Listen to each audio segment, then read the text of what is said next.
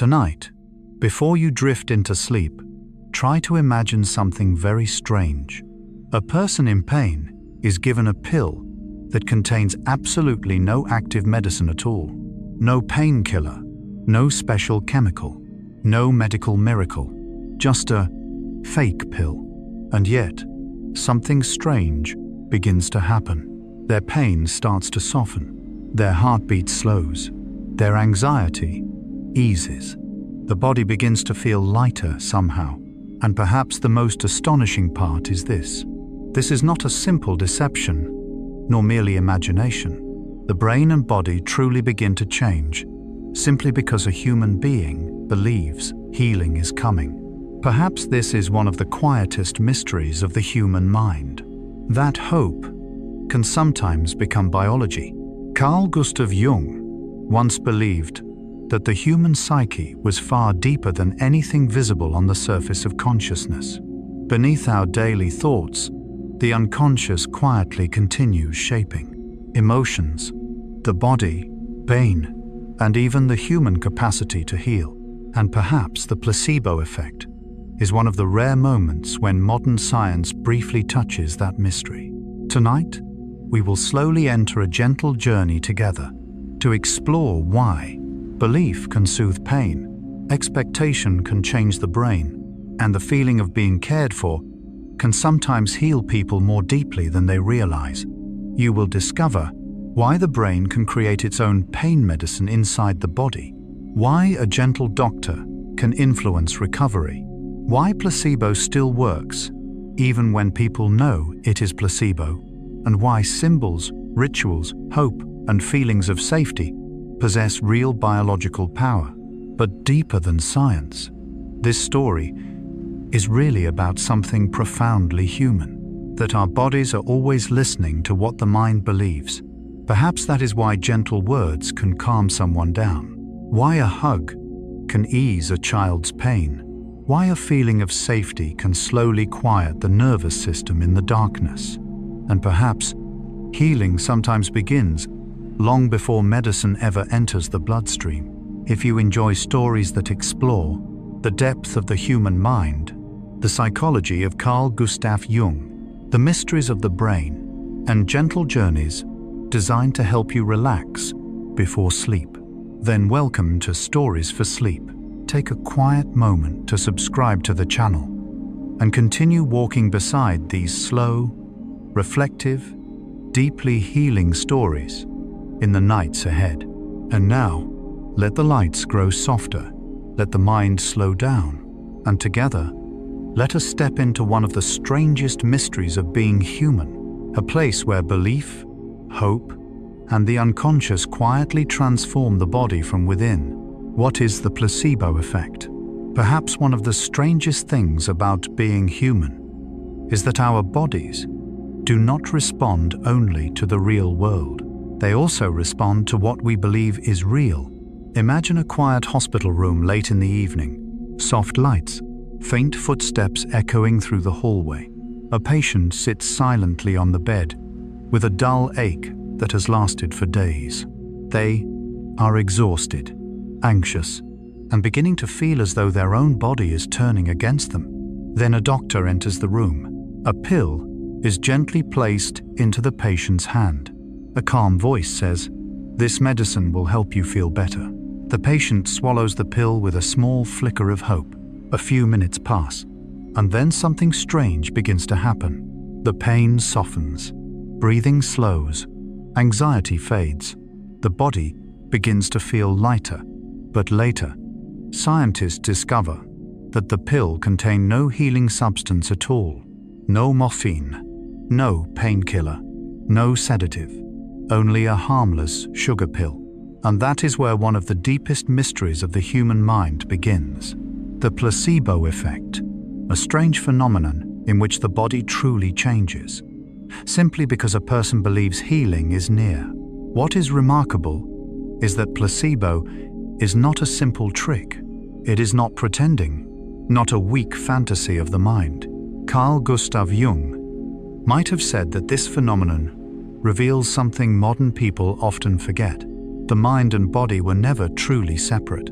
For centuries, Western science often viewed the human being as a biological machine. If a part breaks, repair it. If there is pain, block it with chemicals. If there is anxiety, adjust the brain with medication. And of course, modern medicine has saved millions of lives through this approach. But placebo raises a very quiet question.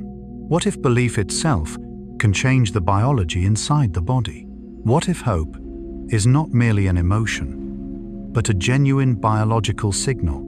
Perhaps what makes placebo so haunting is not that it exists, but that it exists so powerfully science can no longer ignore it. Researchers have witnessed real reductions in pain, real changes in heartbeat, real hormonal shifts, real changes in brain activity, all from the expectation that things are going to get better. There is something deeply beautiful in this idea that somewhere inside human beings exists a system profoundly responsive to hope, as though the body is always listening to the mind in silence. Carl Gustav Jung believed the unconscious was not merely a place where forgotten memories were stored. He believed it was a living force, a silent depth influencing emotions, dreams, behavior, and even the human body itself. Perhaps placebo is one of the rare moments when modern science brushes against something Jung always sensed. Meaning can become biology. Think about that very slowly. A harmless pill becomes powerful simply because a human being attaches healing meaning to it. A hospital room makes a patient feel safer. A gentle doctor makes pain easier to bear. A simple sentence, "You're going to be okay," can sometimes change the entire neurological state of the body. Perhaps human beings have never lived by chemistry alone. We live through symbols, through expectation, through feelings of safety, through the belief that we are not alone in suffering. And this is very close to the way Jung saw the world. He believed human beings are not guided by logic alone. We are guided by image, rituals, symbols, emotions, and invisible meanings created by the mind. Perhaps that is why placebo is so powerful. It does not work only because of the pill. It works because of the entire experience surrounding the pill. The smell of the hospital, the white coat, the professional voice, the doctor's reassuring nod. Together, they form a kind of healing ritual, and the body responds to that ritual as if saying, "I am being helped." There is something ancient in this response. Thousands of years before modern medicine existed, human beings were already healing through rituals, prayers, healing ceremonies around fires, sacred water, protective symbols. Today, we call it placebo when it appears in laboratories, but perhaps its deeper nature has existed alongside humanity for far longer than we realize. Because human beings have always needed the feeling that hope is near, what is important is that placebo cannot heal everything. It does not kill bacteria. It does not erase large tumors. It cannot fully replace real medicine. And this matters deeply. Otherwise, placebo could easily be misunderstood as magic. But placebo is not magic. It is a reminder that the human experience of suffering does not exist only in physical injury. It also exists in the way the mind interprets what is happening. If the brain believes danger is fading, the body may begin to soften as well. If the mind feels protected, pain can sometimes become lighter. Perhaps that is what makes placebo feel both scientific and almost poetic. It exists at the border between the brain, emotion, belief, and biology, a place where science and the depth of the soul begin touching one another. Carl Gustav Jung once wrote, "What is not brought to consciousness will direct your life." And perhaps placebo reveals the opposite may also be true, that what the mind deeply believes can also change the way the body functions. This is not true only inside hospitals. It appears everywhere in life. A child feels less pain after being held by their mother. A person becomes calmer simply because someone says, everything will be all right. A patient sleeps better after a doctor gently explains what is happening. Perhaps human beings do not heal through medicine alone. Perhaps we also heal through the feeling of safety. And maybe this is the most modern truth placebo reveals.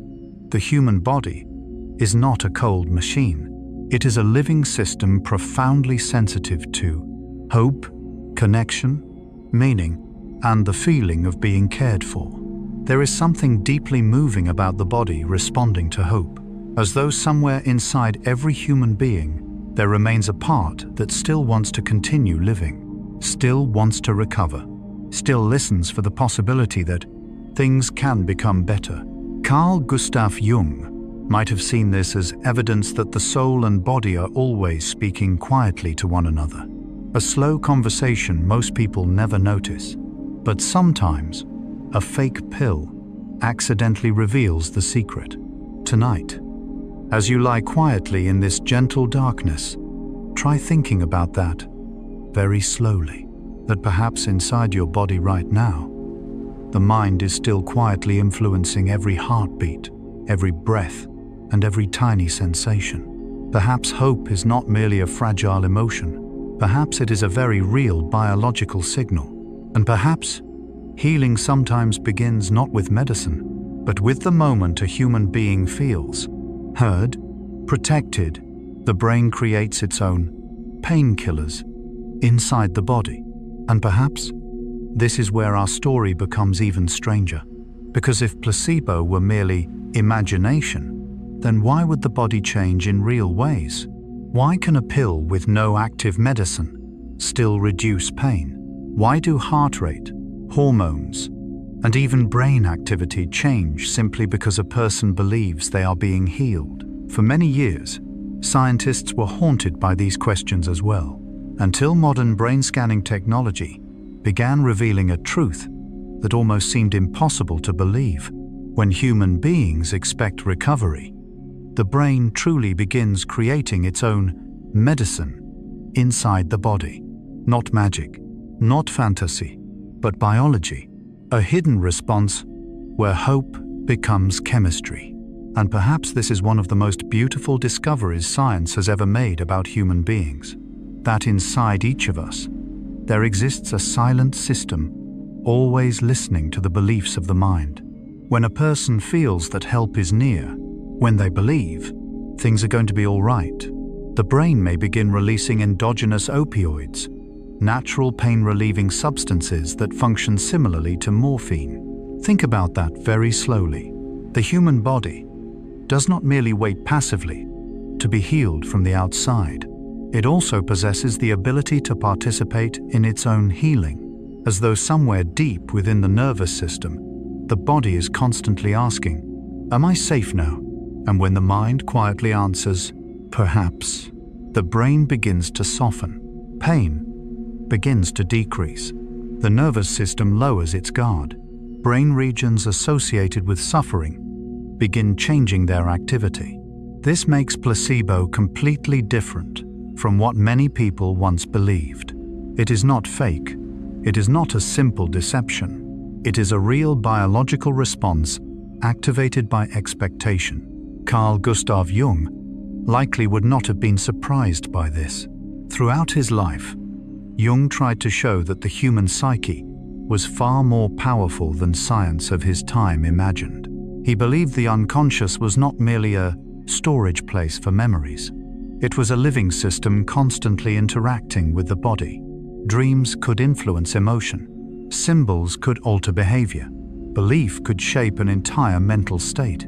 And placebo seems to be one of the rare biological signs suggesting he may have been right. Perhaps the strangest thing is that the human body responds to hope almost the same way it responds to real medicine. When scientists scan the brains of people receiving placebo, they discover that regions associated with pain relief truly become activated. The brain is not pretending. The body is not performing. Real chemicals are being released. Real changes are unfolding quietly within the darkness of the nervous system. There is something deeply moving in that thought. That hope is not merely a fragile emotion. It can become a biological signal, a message sent into the depths of the body saying, danger may be fading now. Perhaps human beings were never simply machines made of flesh and chemicals.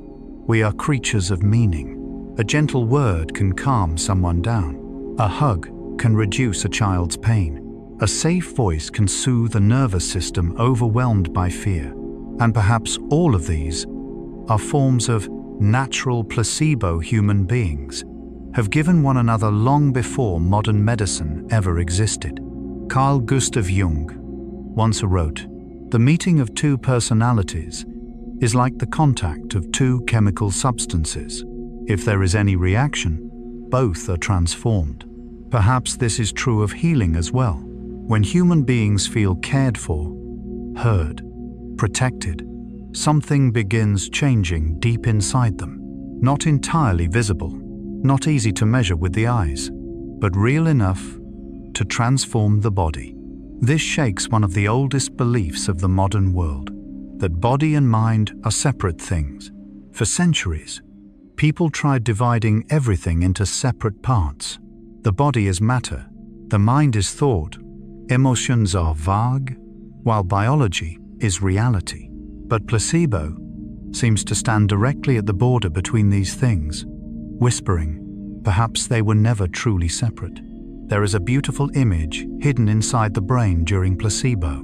A person swallows a pill. They believe they are about to feel better. And somewhere, in the darkness of the brain, neurons begin changing the way they communicate. Chemicals are released.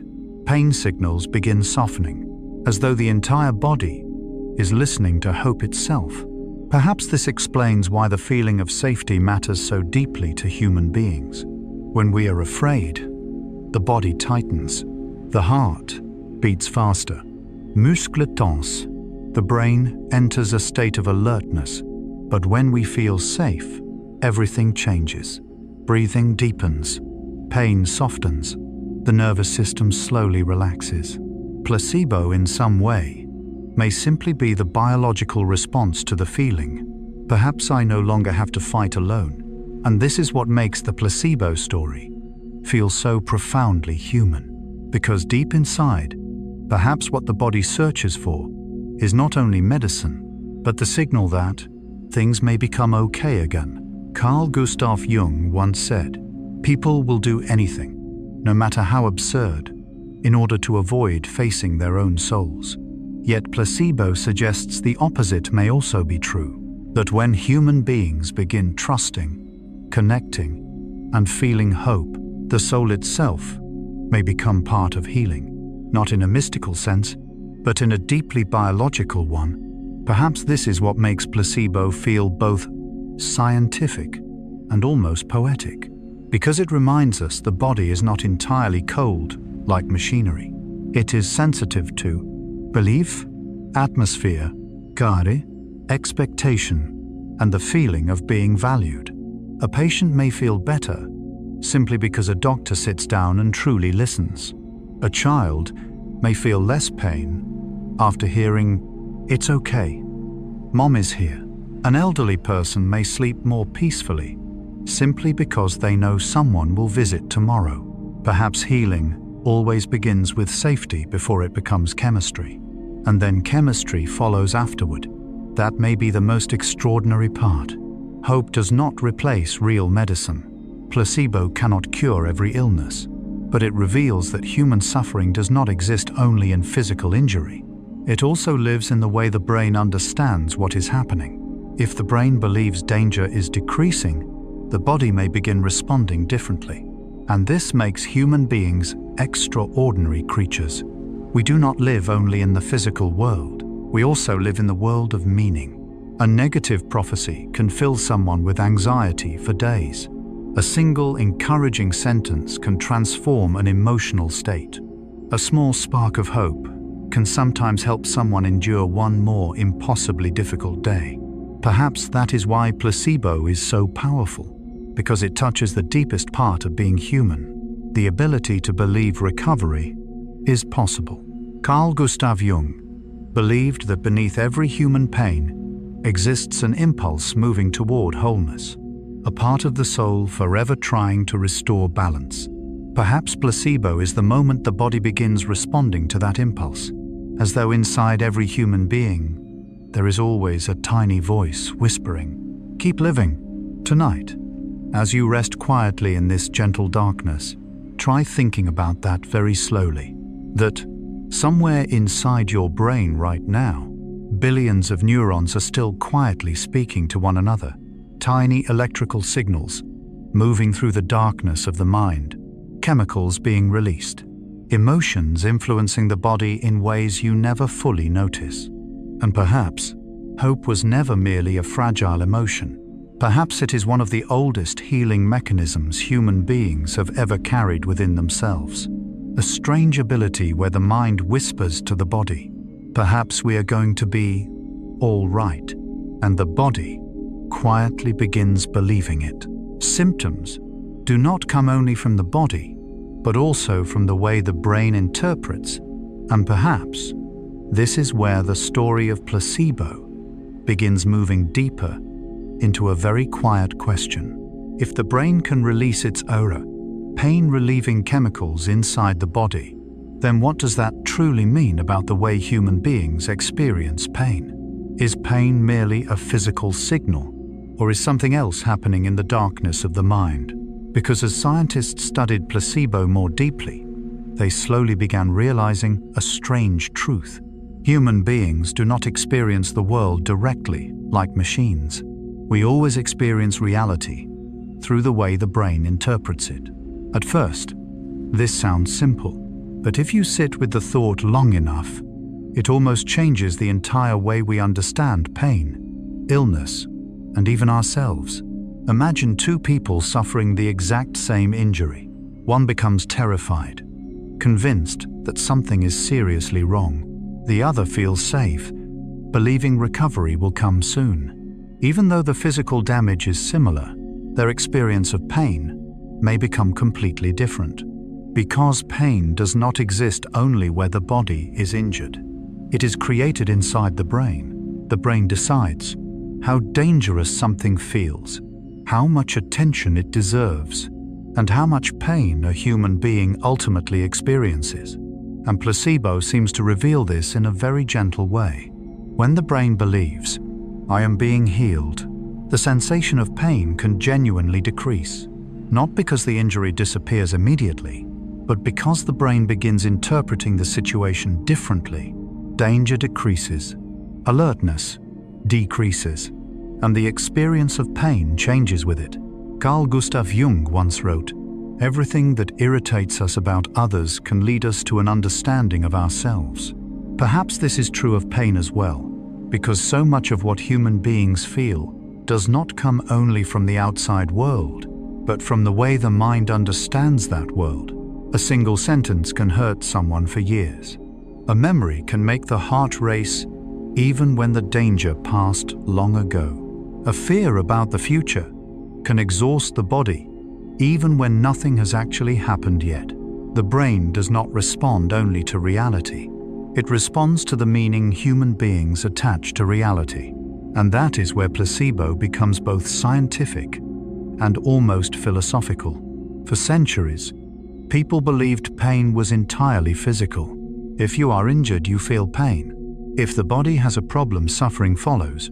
But modern neuroscience is beginning to show that this is not entirely true. The brain is always interpreting signals from the body. It continuously asks, "How dangerous is this? Am I safe? Am I being helped? Will things become better?" And the answers to those questions directly shape the human experience of pain. There is something deeply moving in this, because it means the body is not completely cold like machinery. It listens to emotion. It listens to memory. It listens to hope. It listens to fear. A person living with chronic anxiety may experience stronger pain. A person who feels reassured may feel relief more easily. A child being held after falling often stops crying sooner, not because the injury instantly disappears, but because the brain receives the signal, "Now I am safe." Carl Gustav Jung believed human beings could never truly understand themselves by looking only at the physical body. He believed that beneath every symptom exists a psychological depth, a hidden part of the unconscious trying to communicate something. He once wrote, "Your vision will become clear only when you can look into your own heart. Who looks outside dreams. Who looks inside awakes." Perhaps placebo offers a similar reminder that sometimes, to understand suffering, human beings must look at the way the mind is interpreting the world. This does not mean illness is not real, and this part is deeply important. Placebo is not a mystical miracle. It cannot kill bacteria, cure cancer, erase large tumors, or fully replace modern medicine. A severe infection still requires antibiotics. A broken arm cannot heal through positive thinking alone, and understanding this clearly is essential. Otherwise, placebo can easily become distorted into something dangerously mystical. But even if placebo cannot change every physical disease, it can still change the human experience of living with illness. And sometimes that alone is profoundly meaningful. Imagine two patients living with the same chronic disease. One feels completely hopeless. The other still feels loved, supported, and capable of hope. Both may carry the same medical diagnosis, yet their lived experience becomes very different. One suffers beneath heavier emotional pain. The other still feels capable of continuing life. This does not mean hope erases illness. It means hope changes the way the brain and nervous system live alongside that illness. Perhaps this is the deepest truth placebo reveals. Human beings do not suffer only from physical injury. We also suffer from fear, loneliness, despair, the feeling of losing control, and the belief that things will never improve. And when those things change, the experience of pain changes as well. Perhaps that is why gentle care matters so deeply in medicine. A cold, distant doctor may increase a patient's anxiety. A frightening explanation may intensify suffering. Meanwhile, the feeling of being truly heard can calm the nervous system. This sounds profoundly human, because it truly is. We are creatures shaped by meaning. A single sentence can change an entire day. A gentle glance can make someone feel less alone. A small spark of hope can sometimes help a person endure far longer than they thought possible. Carl Gustav Jung understood this deeply. He did not see human beings merely as biological bodies. He saw us as creatures carrying memories, symbols, unconscious depths, emotions, and a profound need for connection. Perhaps placebo is so powerful because it touches that deeply human part. It does not only tell the body, "You are being treated." It also tells the mind, "You are not alone." And sometimes, that may be exactly what the nervous system most needs to hear. There is something fascinating within modern neuroscience.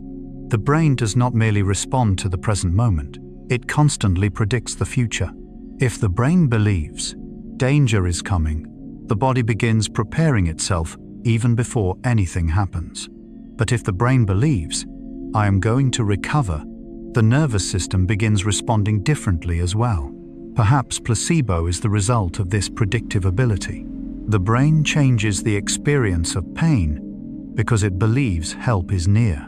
And perhaps this explains why hope can become so powerful for human beings. Not because hope always changes the outside world, but because it changes the way we live inside that world. A person who still carries hope can continue walking forward even through pain. A person lost completely in despair often feels everything become far heavier. Carl Gustav Jung once wrote, "I am not what happened to me. I am what I choose to become." Perhaps placebo reflects part of this truth as well. That human experience is not shaped only by what happens to the body, but also by the way the mind understands and responds to it. Some people carry wounds and still live gently. Some people carry illness and still preserve peace within themselves. Not because pain disappears entirely, but because they no longer live only inside the fear of it. Perhaps that is a deeper form of healing altogether. Not healing by denying suffering, but healing by changing one's relationship with suffering itself. And perhaps placebo quietly reveals this, that between body and mind, there is always an endless conversation. Every thought, every emotion, every expectation leaves traces within the nervous system. Tonight, as you lie quietly in this gentle darkness, try thinking about that very slowly. That perhaps what human beings feel has never come only from the outside world, but also from the way the mind silently interprets everything within. Perhaps pain is not only injury. Perhaps it is also the feeling of danger. Perhaps healing is not only repairing the body. Perhaps it is also helping the nervous system believe, now I am safer than before. And perhaps that is why even a small spark of hope can sometimes make a human being feel infinitely lighter during the most painful days of life. Belief and medical rituals can change the body. Once we begin understanding that the brain does not respond only to physical injury, but also to the way it interprets reality, a new question quietly appears. If expectation can change the experience of pain, then what creates that expectation? What makes the body begin believing, I am being healed? Perhaps the answer lives in very small things most people barely notice. A calm voice, a clean room, the familiar scent of antiseptic, a white medical coat, the sound of hospital machines, a prescription written with steady handwriting. All these things seem like simple background details, but in truth, the brain is silently reading them as signals of safety.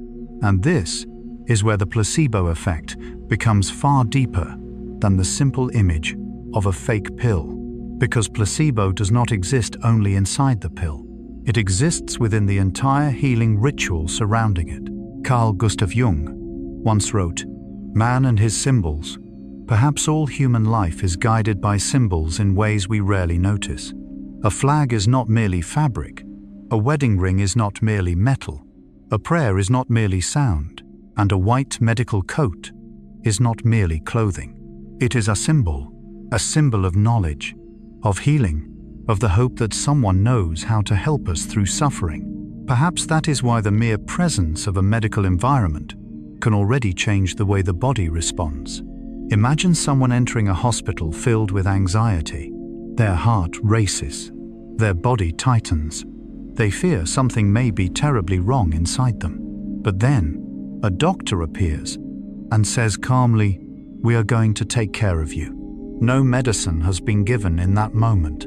And yet sometimes, that sentence alone is enough for the nervous system to begin calming down. Because the body does not respond only to chemistry, it responds to meaning. And meaning may be one of the greatest powers within the human mind. Carl Gustav Jung understood this deeply. He believed human beings do not live through logic and material reality alone. We live inside a world filled with symbols. And symbols touch the unconscious in profoundly hidden ways. A ritual can make a person feel peaceful. A sacred symbol can create hope. A safe space can soothe both mind and body. Perhaps modern medicine carries its own symbols as well. The white coat, bright examination rooms, the sound of heart monitors, diplomas hanging on the walls. Together, they create a kind of healing ritual the brain has learned to trust. What is fascinating is that placebo becomes stronger when the ritual itself feels stronger. Studies have shown that injections often create a more powerful placebo effect than pills. And this becomes strange if viewed through simple logic, because if neither contains active medicine, why should injections feel more effective? Perhaps because the brain interprets injections as more serious interventions, more powerful, more trustworthy, more important. And because of that, the body responds more strongly. There is something profoundly human in this. We do not react only to reality. We react to the story the mind tells about reality. A larger pill often feels stronger than a smaller one. An expensive treatment feels more effective. A branded medication feels more trustworthy than an unmarked one. Modern machines make patients feel safer. Even the color of medicine can influence perception. Some colors evoke calmness. Others create feelings of strength or stimulation. The brain never stops interpreting. It is always asking, "What does this mean?" And the body responds to that meaning itself. This makes placebo one of the most scientific, yet deeply symbolic phenomena ever discovered, because it reveals that human beings do not live only in the physical world. We also live in a world of perception, of symbols, of belief, of rituals. Perhaps that is why every civilization throughout history created its own healing ceremonies. From ancient healers to prayers inside temples, to today's modern hospitals filled with machines, human beings have always needed the feeling that I am being helped, not because we are weak, but because the human nervous system is built to respond to safety and care. Crying child calms down at the sound of a mother's voice. A terrified person relaxes when someone gently holds their hand. A patient feels less afraid when a doctor looks into their eyes and says, "We will be here with you." Perhaps healing has always been more relational than we imagined. Not merely medicine entering the bloodstream, but the feeling that one no longer faces suffering alone. Carl Gustav Jung once wrote, "Loneliness does not come from having no people around you, but from being unable to communicate the things that seem important to you." Perhaps illness creates loneliness in a similarly deep way. When pain lasts for too long, many people begin feeling as though their own body has become a strange and unfamiliar place. And in those moments, a healing ritual does not carry only medical meaning. It also becomes a reminder, you are still worthy of care. This does not make modern medicine less scientific. If anything, it makes medicine more human, because placebo reminds us that treatment is not only about repairing the body, it is also about interacting with the frightened mind, living inside that body. A great doctor does not only understand disease, they understand human fragility. They understand that their voice can calm another person, that the way they enter a room can influence a patient's nervous system. Some patients remember a gentle sentence for years after illness has already passed.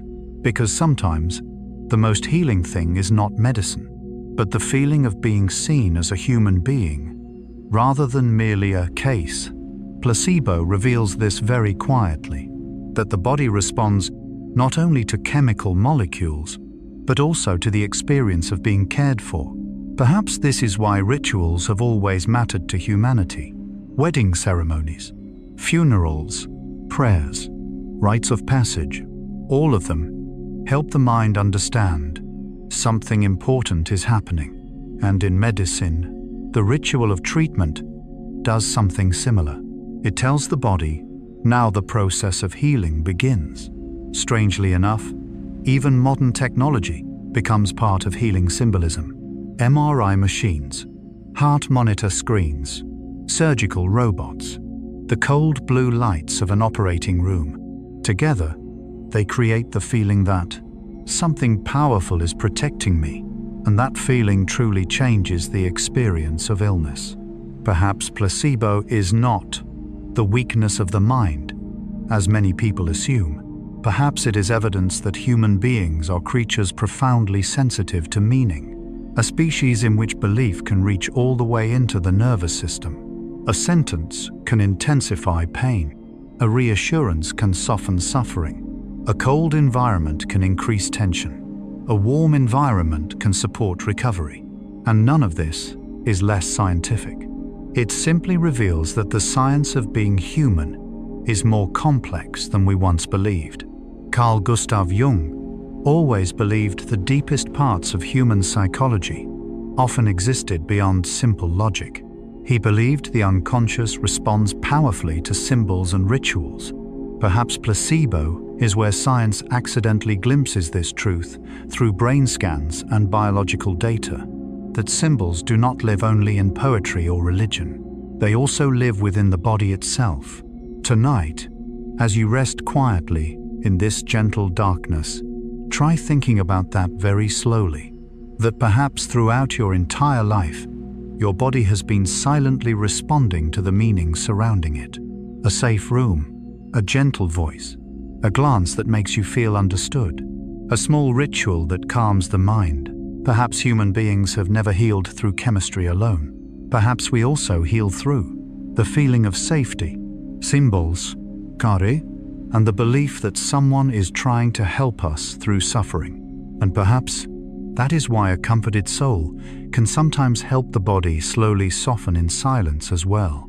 Sham surgery and the power of expectation. What would happen if the entire healing ritual became so powerful that even when the real treatment was never truly performed, the body still began feeling better? It sounds almost impossible to believe. And yet, that is exactly what certain studies involving sham surgery forced scientists to confront. Imagine a patient being wheeled into an operating room, cold white lights overhead, the steady sound of machines filling the air, doctors dressed in deep blue surgical gowns, anesthesia slowly blurring consciousness. The body is prepared exactly as it would be for a real operation. The skin is cut, bandages are applied, everything unfolds like a complete surgical procedure. But then, the critical treatment itself is never actually performed. No true repair takes place inside the body. No decisive surgical intervention occurs. Only the ritual of surgery exists. And strangely, many patients afterward still report that their symptoms improved. Pain decreases. Movement becomes easier. They feel as though recovery has begun. There is something about this that leaves people uncertain whether they should feel astonishment or unease. Because if this is true, then the human mind influences bodily experience far more deeply than we once imagined. Carl Gustav Jung once wrote, "The least of things with a meaning is worth more in life than the greatest of things without it." Perhaps sham surgery touches the deepest part of that truth, because sometimes what changes the body is not only the physical intervention, but the meaning the mind attaches to the experience itself. A surgery is not merely a medical procedure. It is a powerful symbol of hope, of intervention, of the feeling that someone is fixing the pain inside me. And perhaps that belief itself begins altering the experience of suffering. This does not mean real surgery is unnecessary. And this part is profoundly important. There are illnesses that absolutely require real physical intervention to save lives. A severely damaged heart cannot be healed through hope alone. A large tumor does not disappear because of belief. Modern medicine remains one of humanity's greatest achievements. But sham surgery quietly raises a difficult question. How much of healing comes from technique, and how much comes from expectation? Perhaps this question unsettles people because it touches something very deep, that the body does not respond only to physical matter. It also responds to the feeling that I am being helped. Think about the entire experience surrounding surgery. The medical tests beforehand, doctors explaining the condition, words of reassurance, an operating room filled with advanced technology, the seriousness of the entire medical system. Together, these things form an incredibly powerful ritual for the human mind. The brain sees all of it and interprets, this matters. This is where healing happens. And then, the body begins responding accordingly. Perhaps this reveals something ancient about human beings. We are creatures of ritual.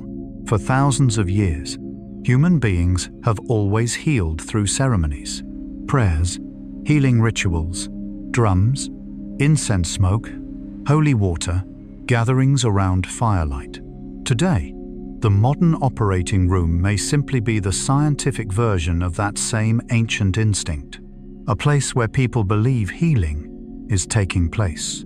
Carl Gustav Jung deeply understood the power of ritual and symbolism. He believed the unconscious responds to symbolic experiences in profoundly hidden ways. He once wrote, "The symbol is not merely a sign for something hidden. It is an attempt to elucidate by means of analogy something that still belongs entirely to the unknown." Perhaps the operating room functions as such a symbol, a place where invisible suffering is brought into the light, a place where human beings surrender their bodies to hope, a place where belief in recovery becomes strong enough to truly influence the nervous system. What makes sham surgery especially haunting is this. Many patients are not pretending. They genuinely feel better, not because they want to lie, but because human pain is always created through both body and brain. If the brain believes the problem has been repaired, it may lower its level of alarm. And when alarm decreases, pain changes as well. Perhaps this is one of the hardest truths for the modern ego to accept. We want to believe the body is entirely objective, that pain is measurable, like a fixed number, that everything exists separately. Matter is matter, mine is mine. But placebo and sham surgery seem to keep whispering the opposite, that the human body is a living system profoundly sensitive to meaning, a place where expectation can reach all the way into biology itself. Perhaps that is why genuine care matters so deeply in medicine. A doctor does not only perform techniques, they also transmit the feeling there is still hope for you.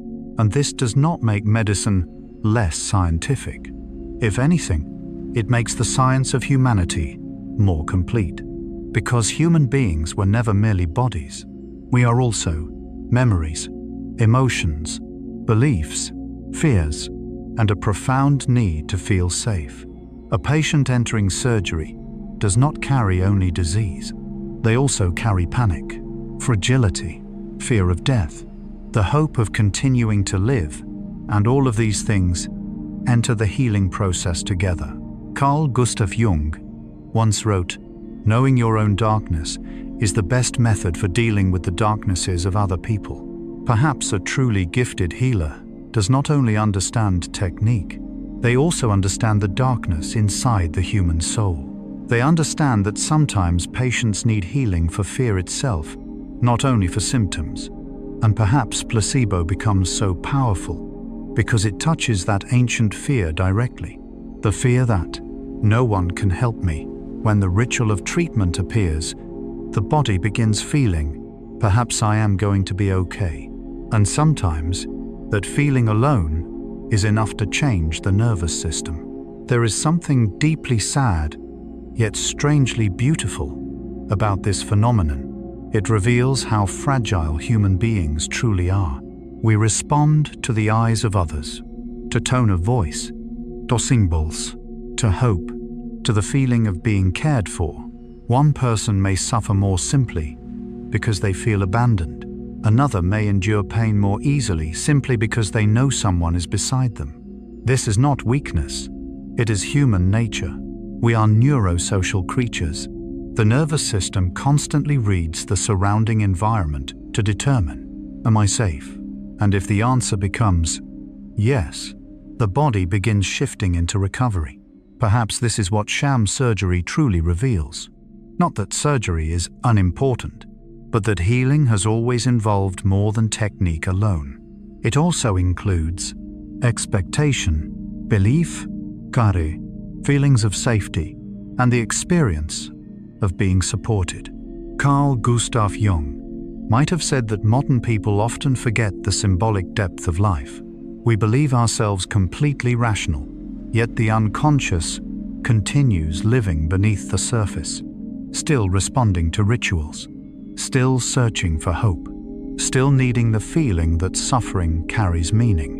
Perhaps this is why placebo and sham surgery leave so many scientists unsettled, because they force science to acknowledge something profound. Meaning itself is part of biology. Tonight, as you lie quietly in this gentle darkness, try thinking about that very slowly, that perhaps throughout your life, your body has always responded to more things than you realized. Not only medicine, not only food, not only illness, but also to feelings of safety, care, hope, and the belief that recovery is still possible. Perhaps healing was never only about repairing tissue and cells.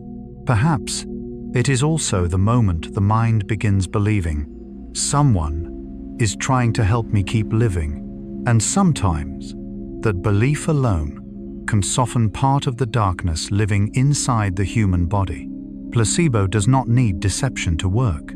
If placebo works because people believe they are taking real medicine, then what happens when they know the truth? What if a doctor looks directly into a patient's eyes and says, "This pill contains no active medical ingredient at all"? Will the body still respond? Will the nervous system still calm itself? Will pain still change? For many years, most scientists believed the answer was no. They assumed placebo only functioned through deception, that the effect would disappear the moment patients realized they were taking a fake treatment. But then, studies involving open-label placebo began appearing, and their results forced modern medicine into a long, thoughtful silence. Because in some cases, even when patients fully knew they were taking placebo, they still felt better. Pain softened, anxiety eased, symptoms became lighter. Not always, not for every illness, but enough to raise one of the strangest questions about human beings. What is truly healing us? Perhaps this is the moment placebo becomes deeper than science itself. Because if the effect no longer depends entirely on deception, then the body must be responding to something much larger. Not only belief in medicine, but the experience of being cared for. Carl Gustav Jung once wrote, "The shoe that fits one person pinches another. There is no recipe for living that suits all cases." Perhaps healing is the same way. Human beings do not recover through chemistry alone. We also respond to care, ritual, connection, feelings of safety, and the small hope that we have not been abandoned. Imagine a patient being gently told by a doctor, "This is placebo. It contains no active medication." But in many studies, the human body still responds positively to this kind of treatment. There is no deception, no manipulation, only gentle care and a healing ritual carried out with honesty and respect. And then, the body still changes. There is something profoundly human about this, because it suggests that somewhere deep inside, the nervous system does not respond only to chemical molecules. It also responds to the feeling, someone is taking care of me. Perhaps this explains why small acts of kindness can sometimes carry enormous power. A warm cup of tea when someone feels exhausted. A blanket carefully pulled over a patient in a hospital bed. A message asking, "How are you feeling today?" There is no medicine inside these things, and yet they can still soften human suffering. Because the nervous system is constantly reading the surrounding world for signs of safety, and when it finds them, the body begins changing. Carl Gustav Jung deeply understood this need for connection. He once wrote, "The greatest burden a child must bear is the unlived life of its parents." This sentence is often understood psychologically, but perhaps it also reveals something else. Human beings absorb the emotional states of those around them far more deeply than we realize. A child becomes calmer when a mother is calm. A patient feels safer when a doctor is not afraid. A suffering person endures more easily simply because they know someone genuinely cares. Perhaps open-label placebo works because care itself is already a biological signal, a signal telling the body, "You are not alone." And this makes the boundary between psychology and biology far softer than we once believed. For centuries, emotional care was often treated as something secondary. Medicine was considered the truly important thing. Technique was believed to determine everything. But placebo seems to whisper the opposite, that sometimes the way human beings are treated becomes part of healing itself. A patient who feels carefully listened to often recovers more successfully. A person who feels abandoned often suffers more intensely. A nervous system trapped in chronic stress struggles to enter recovery. Perhaps the body is always asking, "Am I safe enough to heal?" And if the answer is no, everything becomes far more difficult. This sounds simple, but in truth, it changes the entire way we understand human beings, because it means gentleness itself possesses biological value. A soft voice, a peaceful space, a feeling of being understood. All of these can truly affect the nervous system. Not poetry, not metaphor, but biology. Perhaps this is what makes open-label placebo so beautiful. It does not rely on deception. It relies on relationship, on presence, on the ritual of care. And perhaps this is what human beings have always needed long before modern medicine existed. Think about moments when someone in a family becomes seriously ill. What comforts them most is often not medicine alone, but also the person sitting beside the bed, the hand gently holding theirs, a familiar voice in the middle of the night, the feeling that the world has not forgotten them. Perhaps the human nervous system evolved to heal more effectively when it feels connected. Carl Gustav Jung once wrote, "Knowing your own darkness is the best method for dealing with the darknesses of other people."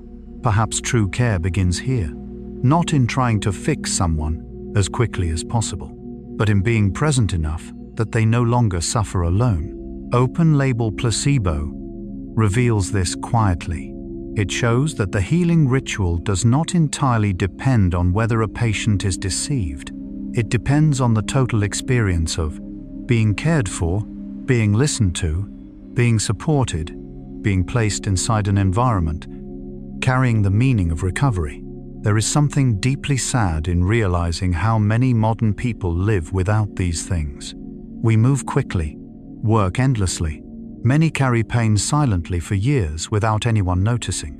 And sometimes, what they need most is not complicated advice, but simply the feeling that someone truly sees them.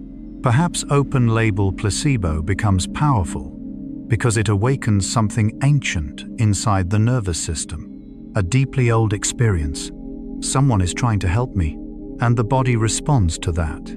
Not perfectly, not magically, but enough to change the experience of suffering. And this does not make medicine less scientific.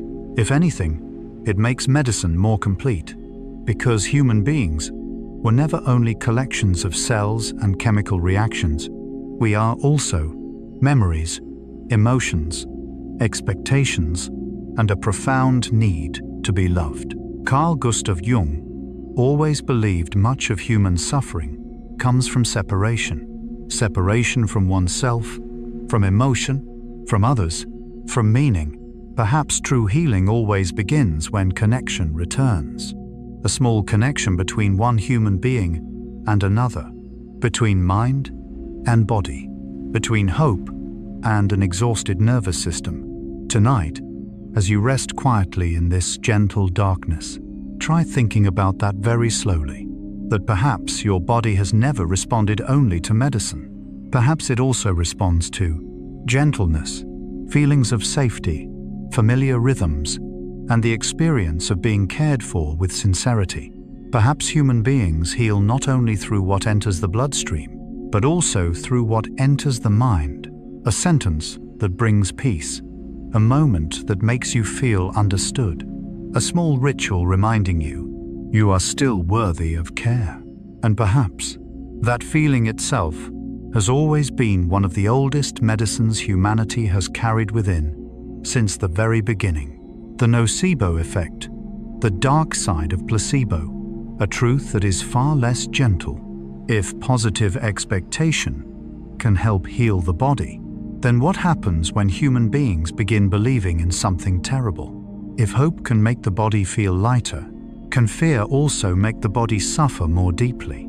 This is where science discovered the dark side of placebo, a phenomenon known as the nocebo effect.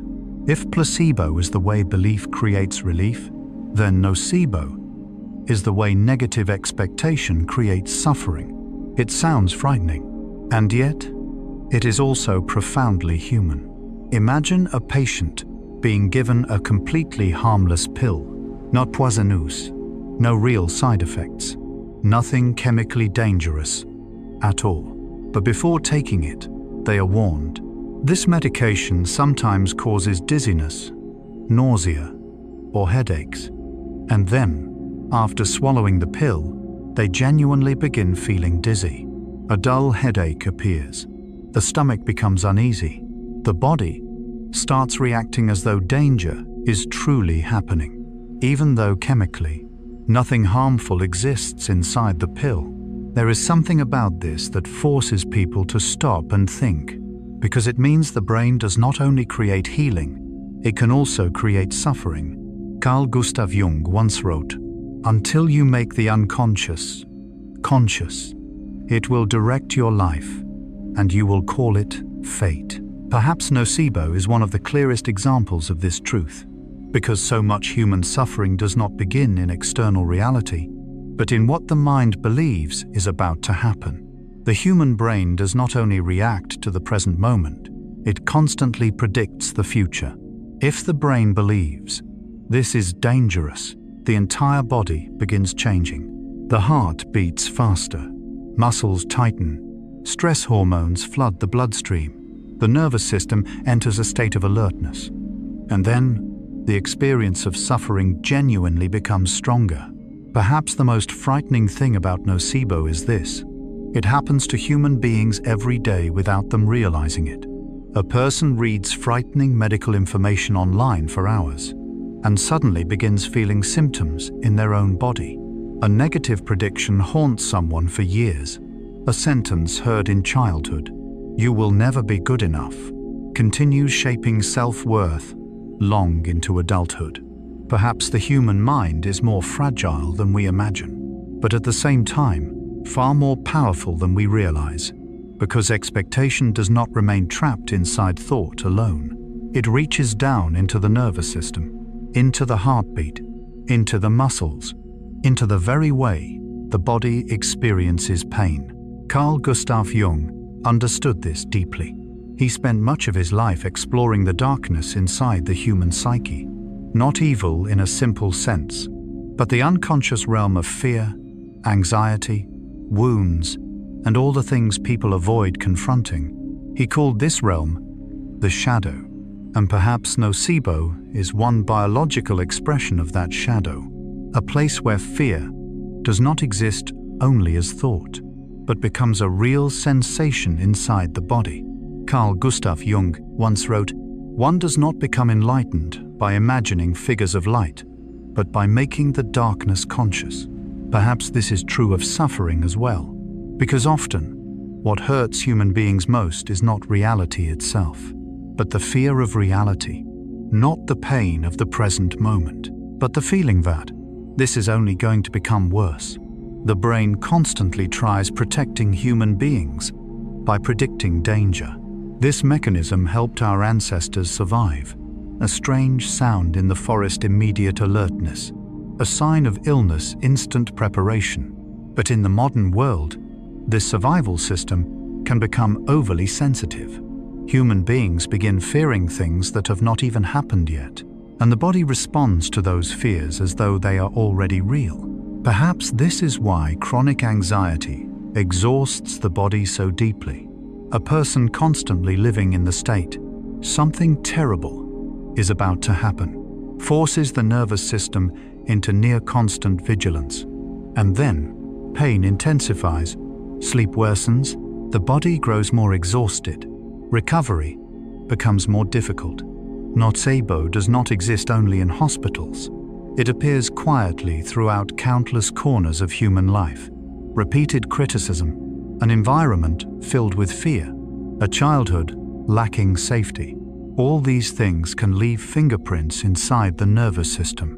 Carl Gustav Jung believed unconscious wounds do not disappear simply because people refuse to look at them. They continue living within the darkness of the mind, continuing to shape emotions, behavior, and even the body itself. Perhaps that is why psychological suffering so often becomes physical pain. A person under chronic stress may develop constant headaches. Someone living in fear may struggle with rapid heartbeat, shortness of breath, or stomach pain. The body is always listening to the mind, even when the mind does not realize what it is doing. Perhaps the saddest part of nocebo is this: human beings are deeply vulnerable to one another's fears. Frightening news spreads faster than calmness. A negative prediction can haunt someone for years. A society filled with stress can leave millions of nervous systems exhausted at once. Perhaps this is why language matters so profoundly. Words can heal, but some words also leave pain that lasts a lifetime. Carl Gustav Jung once wrote, "Words are animals, alive with a will of their own." Perhaps he understood that words are never merely sounds. They reach into the unconscious, and the unconscious eventually reaches into the body. There is something deeply fragile about how strongly human beings respond to expectation. And yet, there is also something beautiful in it, because this same ability is also what allows hope to heal us. The brain does not fully distinguish between what is happening and what it believes is about to happen. That is why nocebo exists, but it is also why placebo exists. The same system capable of creating suffering is also capable of creating healing. Perhaps this is the deepest truth placebo and nocebo reveal together. Human beings do not live through physical reality alone. We live through the stories the mind tells about reality. If the story becomes, there is no hope left, the body responds one way. If the story becomes, I can still recover, the body responds differently. This does not mean positive thinking solves everything.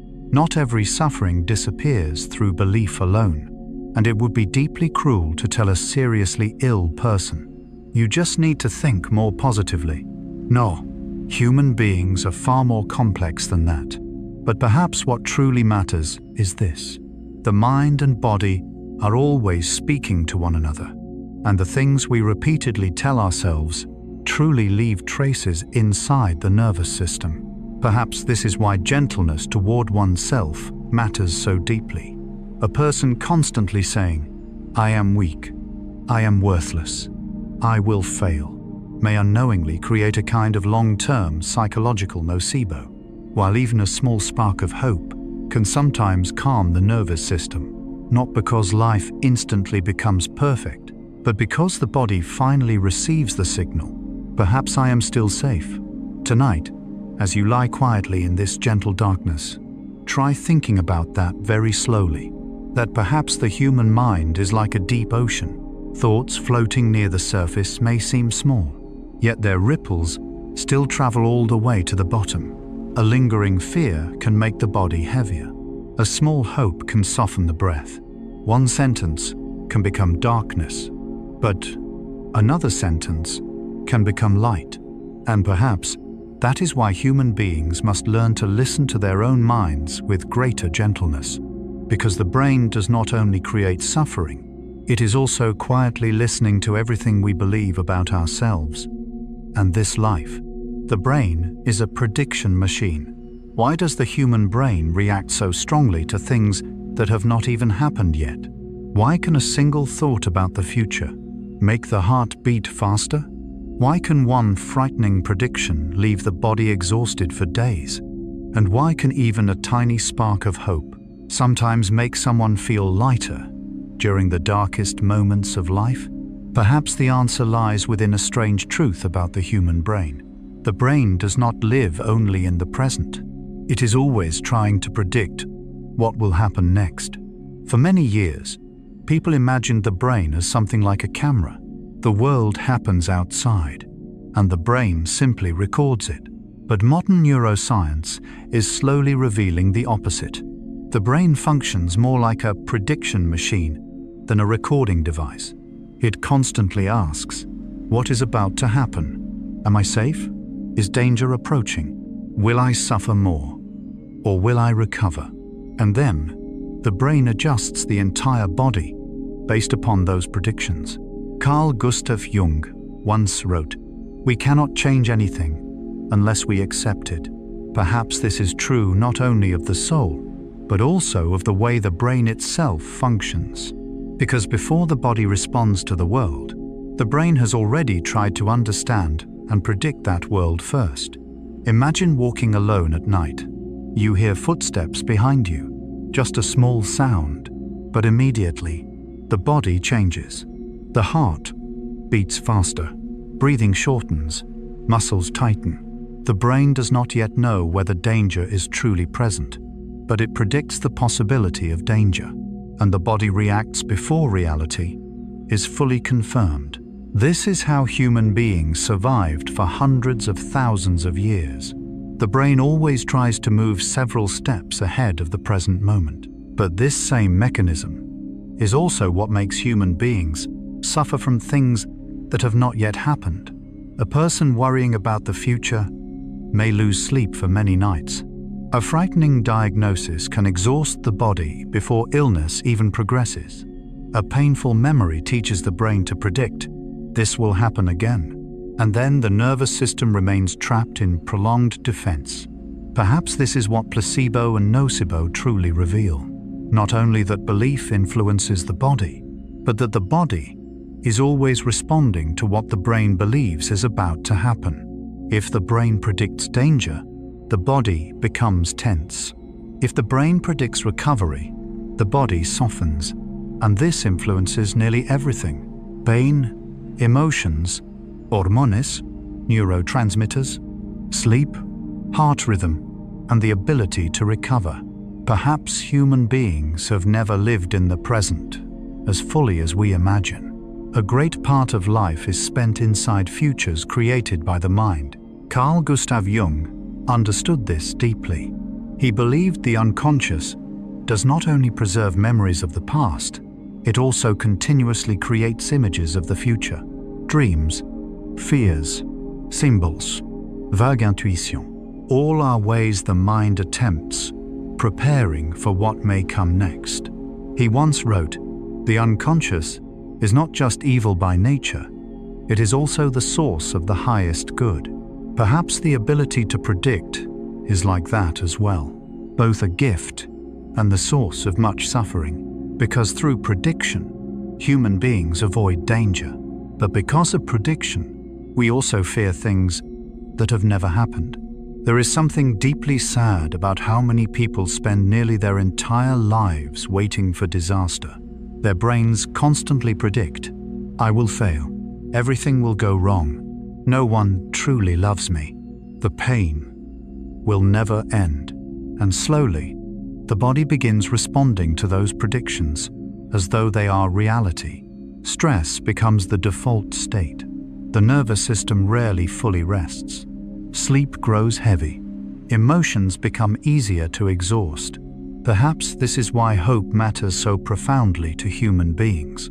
Not because hope always changes the outside world, but because it changes what the brain predicts about the future. A hopeful person begins sending different signals into the nervous system. Perhaps I'm going to be all right. And then, the body begins responding differently. This sounds almost poetic, and yet, it is also biology. A brain that believes it is safe creates a different bodily state than a brain convinced danger is approaching. Perhaps this is why feelings of safety heal more deeply than we realize. A child held in loving arms calms down faster. A reassured patient may feel less pain. A desperate person may breathe more easily simply from hearing, "You do not have to face this alone." Not because reality instantly changes, but because the brain begins predicting a future that feels less dangerous. Carl Gustav Jung once wrote, "I am not what happened to me. I am what I choose to become." Perhaps this sentence reflects the strange power of the mind itself. Human beings are not defined only by the past. We are also shaped by the future we believe is possible. If a person loses all hope, the brain predicts endless suffering. But if even a small feeling remains, perhaps things can improve. The entire nervous system slowly begins changing. Perhaps this is why healing rarely happens instantly. It resembles teaching the body to trust safety again. Teaching the brain, danger is no longer everywhere. This becomes especially true for those who have experienced deep psychological wounds. A person raised within insecurity often develops a brain constantly predicting danger. Even after safety arrives, their nervous system struggles to fully relax. Because the brain continues living inside a future the past taught it to fear. Perhaps this is why psychological healing takes so much time.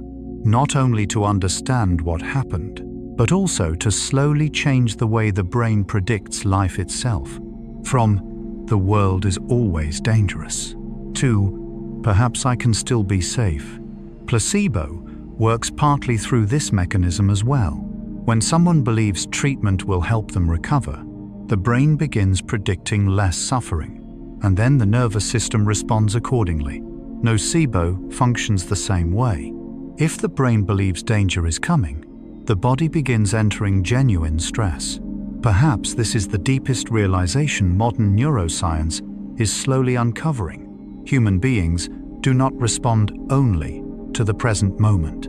We respond to the future the brain is imagining. And this makes the human mind both beautiful and fragile. A single sentence can change someone's entire day. A prediction can alter the way a person sees life itself. A little hope can calm the nervous system. A long-lasting fear can exhaust the body.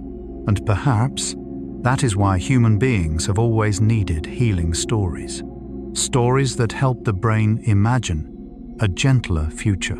Carl Gustav Jung understood that symbols and stories possess power for this very reason. They change the way the mind sees the world. And when the mind changes, the body changes with it.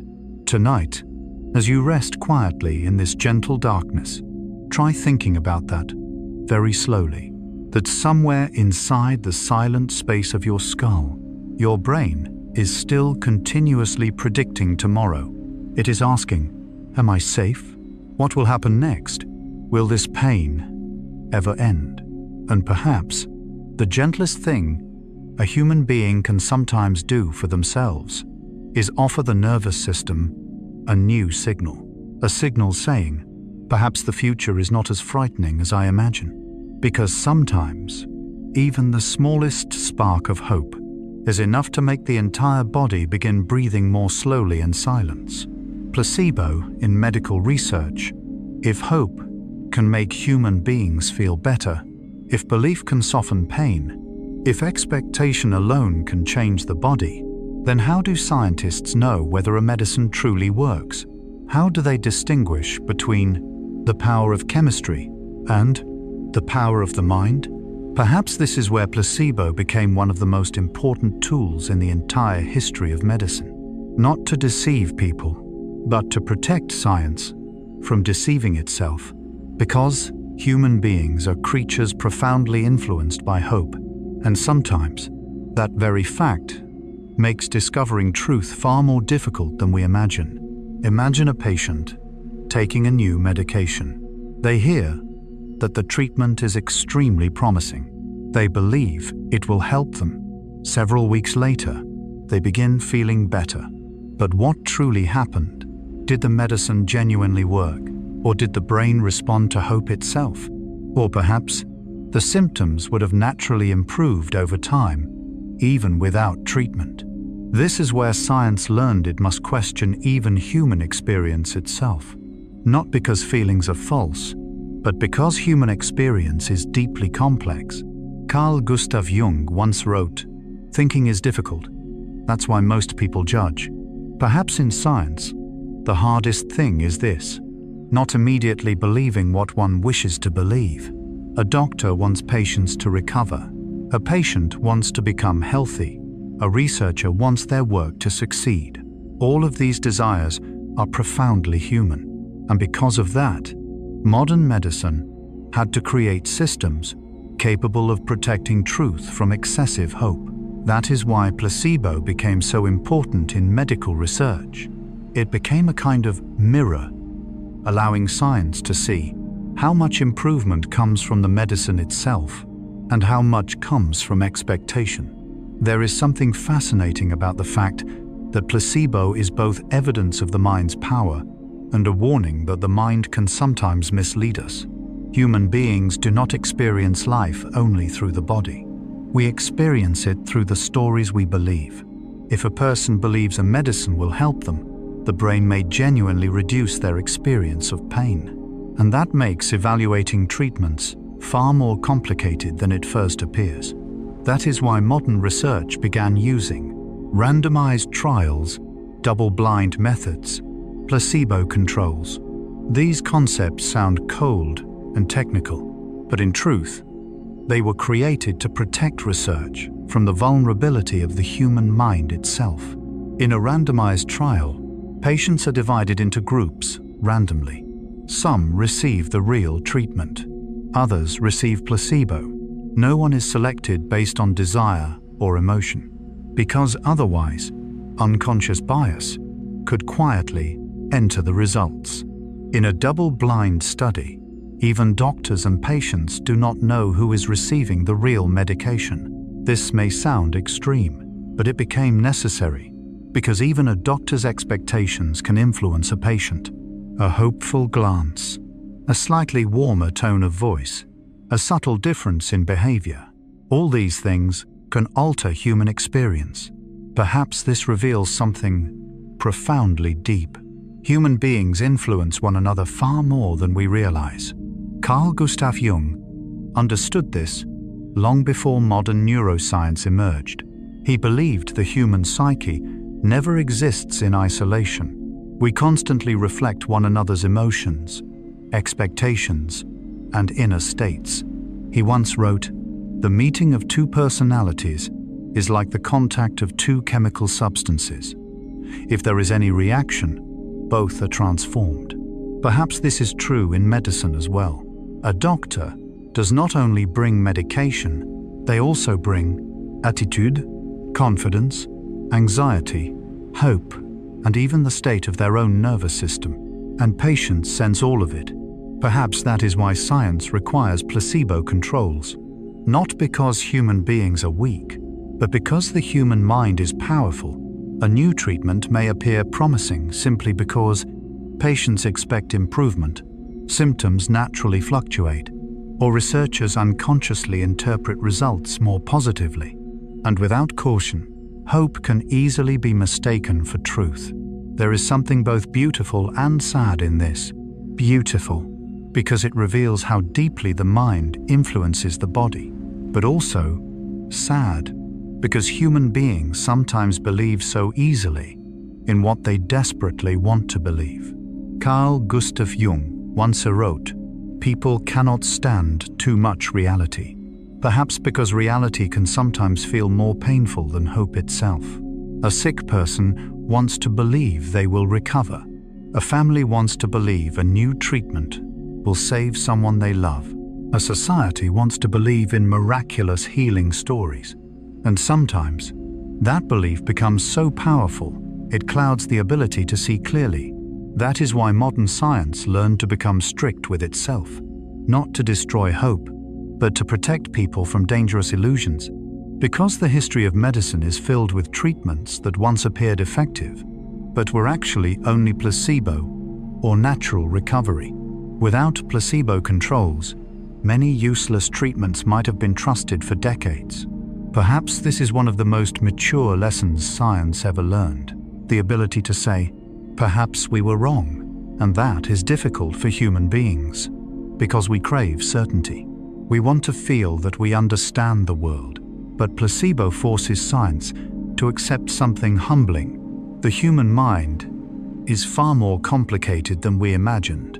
One person may feel better without major biological change.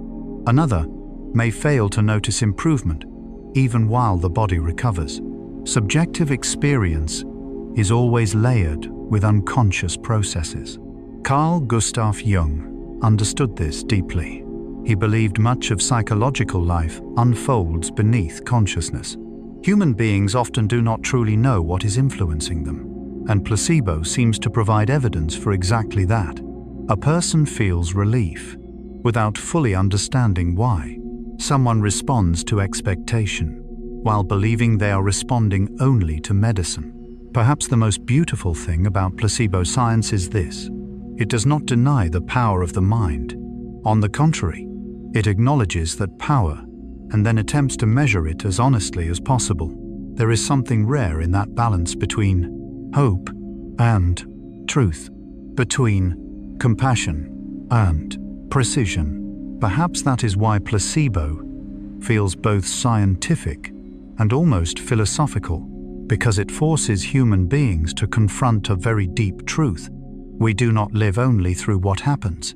We also live through the way we interpret what happens. A medicine is not merely chemistry. It is also expectation. A doctor is not merely expertise. They are also a symbol of hope. A clinical trial does not only measure medicine, it also measures the human mind. Tonight, as you rest quietly in this gentle darkness, try thinking about that very slowly. That perhaps a large part of human life always exists somewhere between what is real and what we believe is real.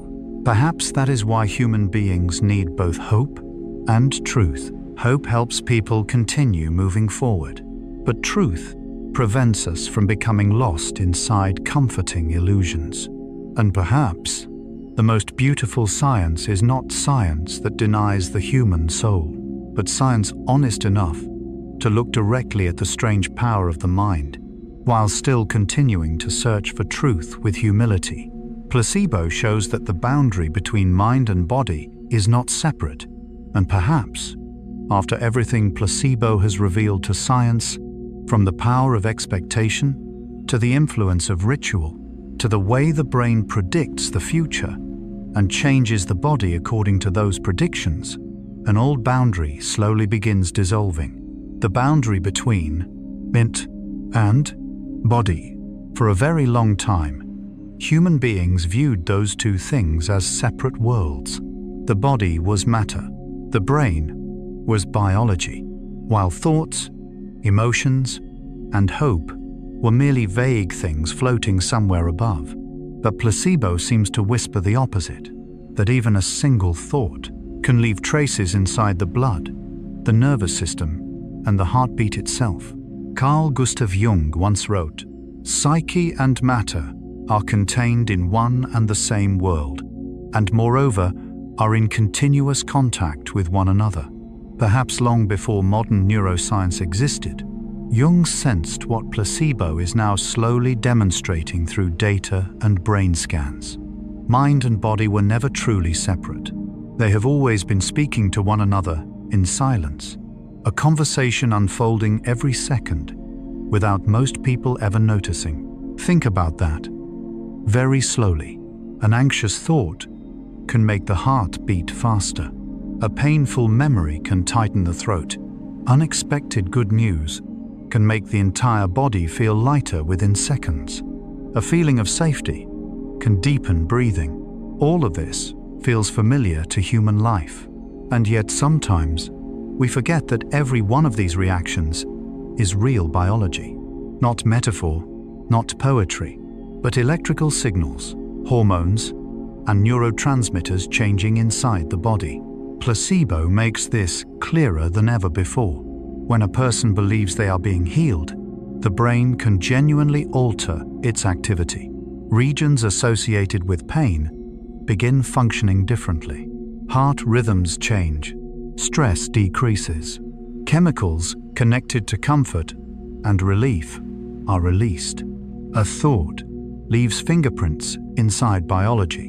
Perhaps this is one of the most beautiful and frightening discoveries about being human, because it means everything we repeatedly think, feel, and believe is quietly touching the body. Carl Gustav Jung always believed the mind was not merely a byproduct of the brain.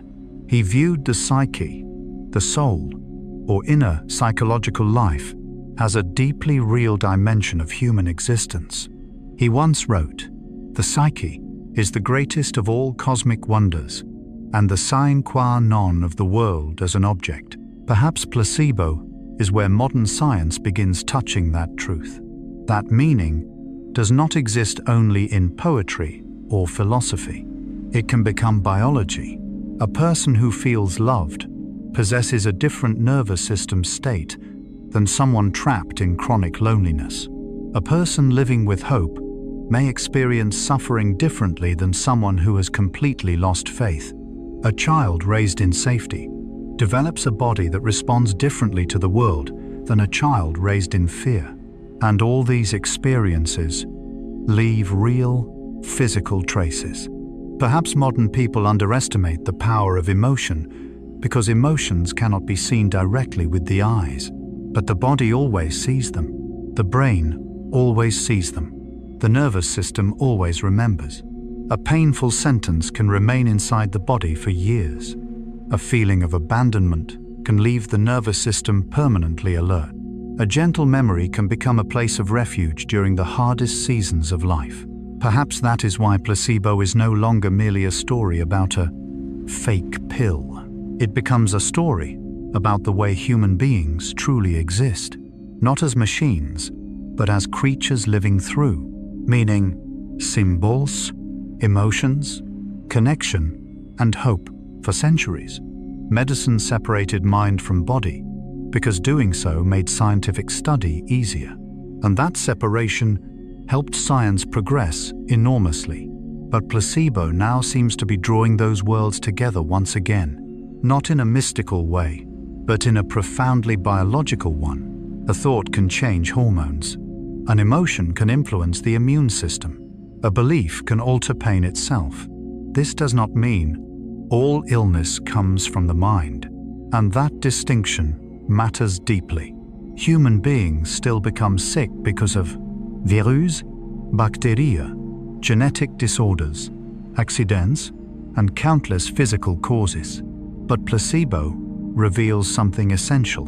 The way human beings experience illness is always influenced by the mind. Not only what is happening to the body, but also how does the body understand what is happening? Perhaps this is what makes healing both complicated and deeply human. Two people may suffer from the exact same illness and yet live through it in completely different ways. One sinks into despair. The other somehow preserves peace. Not because the disease is different, but because the relationship between mind and body is different. Carl Gustav Jung once wrote, "There is no coming to consciousness without pain." Perhaps realizing that the mind affects the body carries its own pain as well, because it forces people to understand. Invisible wounds have always continued living inside them. An unsafe childhood, a relationship filled with tension, a life shaped by chronic anxiety. All these things can slowly become biology over time. And yet, there is hope hidden inside that truth as well. Because if suffering can reach the body, then healing can reach the body too. A long-lasting feeling of safety, a gentle environment, a relationship that allows the nervous system to rest, a life where one no longer needs to remain constantly on guard. All these things can slowly change the body in another direction. Perhaps this is the deepest truth placebo reveals. The human body is always listening to its inner emotional life, not magically, but quietly, slowly, and very realistically. A small hope can change the brain. A feeling of being cared for can soften pain. A belief that everything may be all right can make the entire nervous system begin breathing more slowly. And this makes the science of humanity far more beautiful, because it reveals that we are not lifeless machines. We are beings for whom memories carry weight, emotions possess biology, and meaning can reach deep into the body itself. Perhaps that is why Carl Gustav Jung spent his life studying symbols, dreams, and the unconscious.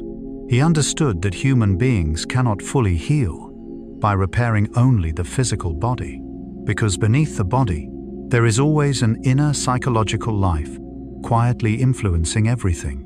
Perhaps placebo is simply the moment modern science accidentally glimpses that truth through machines and data.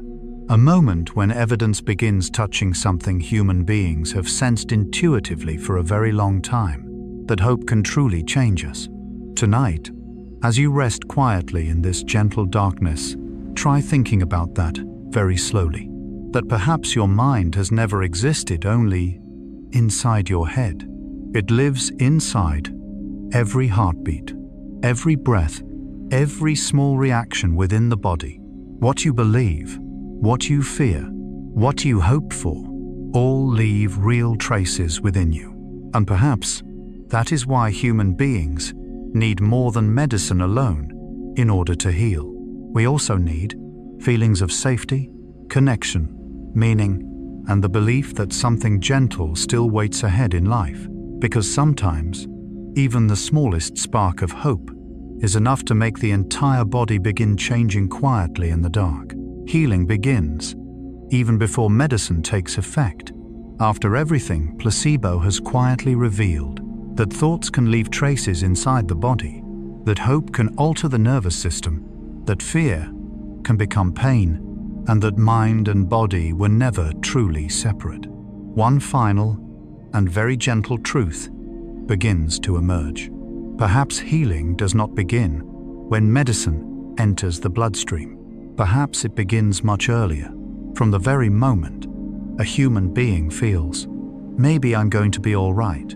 There is something deeply moving in that thought, because it transforms healing from a cold chemical process into something profoundly human. An experience that begins with hope, trust, a feeling of safety, the feeling of being cared for, and the small belief that the future may still become gentler than the present. Carl Gustav Jung once wrote, "The word happiness would lose its meaning if it were not balanced by sadness." Perhaps healing is the same. Human beings only truly understand the value of peace after they have walked through pain, and sometimes what begins recovery is not the first medicine, but the moment the mind no longer feels completely hopeless. Imagine someone seriously ill. For many days, they live inside anxiety. Everything within the body seems to resist them. The nervous system remains tense. Long, sleepless nights. Thoughts such as, will I be all right? Will this ever end? And then one day, a doctor sits beside them, not rushed, not cold, simply speaking in a very calm voice. We will do our best together. And sometimes, that moment is where healing truly begins. No one sees it with the eyes. There is no magical light, no miracle. But somewhere, deep within the nervous system, the body begins receiving a different signal. I am no longer alone. Perhaps this is the deepest thing placebo reveals. Human beings do not only need medicine, we need the feeling that hope still exists. Carl Gustav Jung always believed a human soul possesses a natural movement toward wholeness. He called this process individuation, a journey in which a person slowly returns to an inner state of completeness. Perhaps physical healing carries part of that same ancient instinct, a quiet movement toward balance. But for that process to begin, the nervous system must first feel safe enough. A body living constantly in fear struggles to recover. A mind continuously predicting danger keeps the entire biology trapped in prolonged defense. But when a person begins feeling, maybe things can become better, something changes. Breathing deepens, the heart softens, muscles loosen, the brain lowers its guard. And that is not merely emotion, it is biology. Perhaps that is why the feeling of being cared for is so powerful. A sick person may not remember the exact name of the medicine they took years ago, but they remember who held their hand, who stayed beside the hospital bed, who said, "You're going to get through this." Perhaps the deepest healing memories of human beings are not made of chemicals, but of connection. Carl Gustav Jung once wrote, "Where love rules, There is no will to power. Perhaps the human nervous system understands this in its own way. When people feel loved, the body no longer needs to fight the world so fiercely.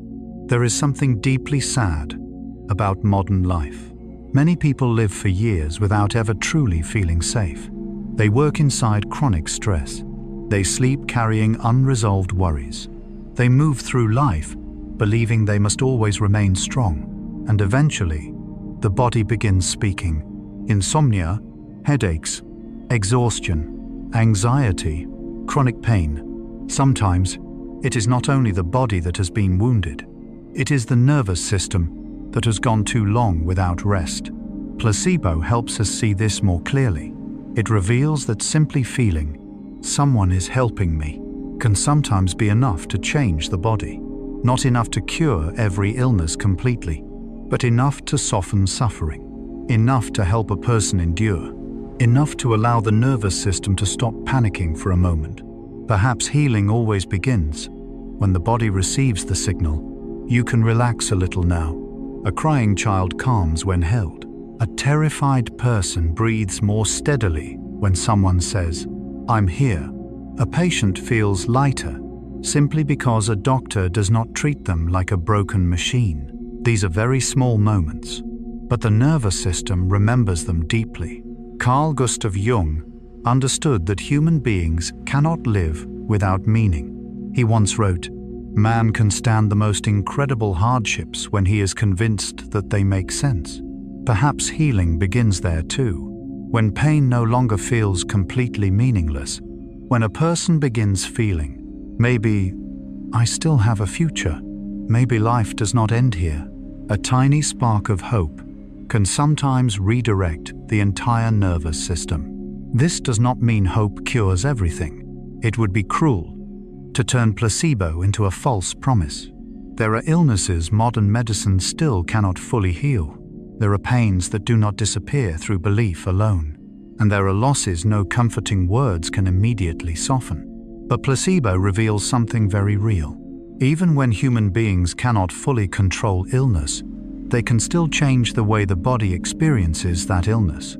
And that is where hope becomes important, not as illusion, but as a biological signal, a message sent into the nervous system saying, "We are not giving up yet." Perhaps that is why many ancient civilizations viewed healing as something sacred, not merely repairing the body, but restoring harmony within the human being. Today, science uses different language. Neurotransmitters, cortisol, the autonomic nervous system. But beneath it all, perhaps we are still describing the same truth, that human beings recover better when they feel safe. Carl Gustav Jung once wrote, "Who looks outside, dreams. Who looks inside, awakes." Perhaps true healing also begins by turning inward, listening to what the mind is doing to the body, seeing fear, exhaustion, unhealed wounds, and the deeply human need to feel protected. There is something very gentle in the way the body responds to hope, as though deep inside every human being, there remains a part that still wants to continue living, a part that has not fully surrendered to darkness. Placebo is not magic, but it reminds us that the body is not entirely cold. It listens. It listens to what the mind expects. It listens to feelings of safety. It listens even to the gentleness human beings offer one another. Tonight, as you lie quietly in this still and gentle darkness, try thinking about that very slowly. Perhaps healing never truly began in the laboratory alone. Perhaps it began the moment a human being felt, "I still have hope," a gentle voice, a warm embrace, a feeling of being heard, a belief that tomorrow may become softer than today. All these things may quietly be changing the body in ways we cannot see. And perhaps that is the most beautiful thing placebo has ever revealed about human beings, that beneath all the cells, nerves, and chemistry, the body has always been listening to hope with an ancient silence. How children trust, and why that changes the body. Where do human beings first learn the feeling of safety? Why can a single embrace stop a child from crying? Why can a mother's voice soften the heartbeat of an infant? And why, even in adulthood, do so many people continue searching for the same feeling of protection they once knew in childhood? Perhaps the answer lives deep within human nature itself. The body first learns healing through the feeling of being loved and protected. That is why children often respond to placebo even more strongly than adults. Not because they are naive in a simple sense, but because the inner world of children still remains close to a very ancient kind of trust, a place where imagination is stronger than logic, hope is stronger than skepticism, and the feeling of safety from a caregiver directly affects the entire body. Carl Gustav Jung once wrote, "Every child is in a way a genius, and every genius is in a way a child." Perhaps Jung understood that children perceive the world through a form of awareness adults gradually lose. A form of awareness where mind and body have not yet been divided. A comforting sentence is not merely sound, it is safety. An embrace is not merely physical contact. It is a signal sent through the entire nervous system saying, "Everything is all right now." Imagine a child who has just fallen. The scrape on the knee is small, yet the child cries intensely. Then the mother runs over, holds the child gently, strokes their back and says, "It's all right, I'm here." A few minutes later, the child calms down. The pain somehow feels smaller, not because the wound vanished immediately, but because the child's body just received what the nervous system needed most, the feeling of protection. Perhaps that is the oldest form of placebo humanity has ever known. Not medicine, not hospitals, but the presence of someone who makes the body believe it is safe. And this is not merely emotional, it is real biology. A child who is held lovingly may reduce stress hormones, stabilize heartbeat, breathe more steadily, and experience less pain. The human nervous system was designed to respond to connection. And perhaps we begin learning that from the very first days of life. A baby understands no language, no medicine, no logic, but the body understands very clearly who is gentle, who creates safety, who creates fear. Perhaps the body's first memories are not made of words, but of feelings. The feeling of being picked up while crying, the feeling of someone nearby in the dark, the feeling of being protected from a world far too large and frightening. Carl Gustav Jung called this deep inner part the inner child, not merely a poetic concept, but the ancient part of the soul still living inside the adult, a part that still remembers how it was loved, how it was abandoned, whether it once felt safe or unsafe during the earliest years of life. Perhaps that is why, even as adults, our bodies still react powerfully to care. A gentle sentence can soften someone's heart. A safe touch can relax the nervous system. A person arriving at the right moment can make suffering easier to bear, because deep inside, the child from long ago is still there.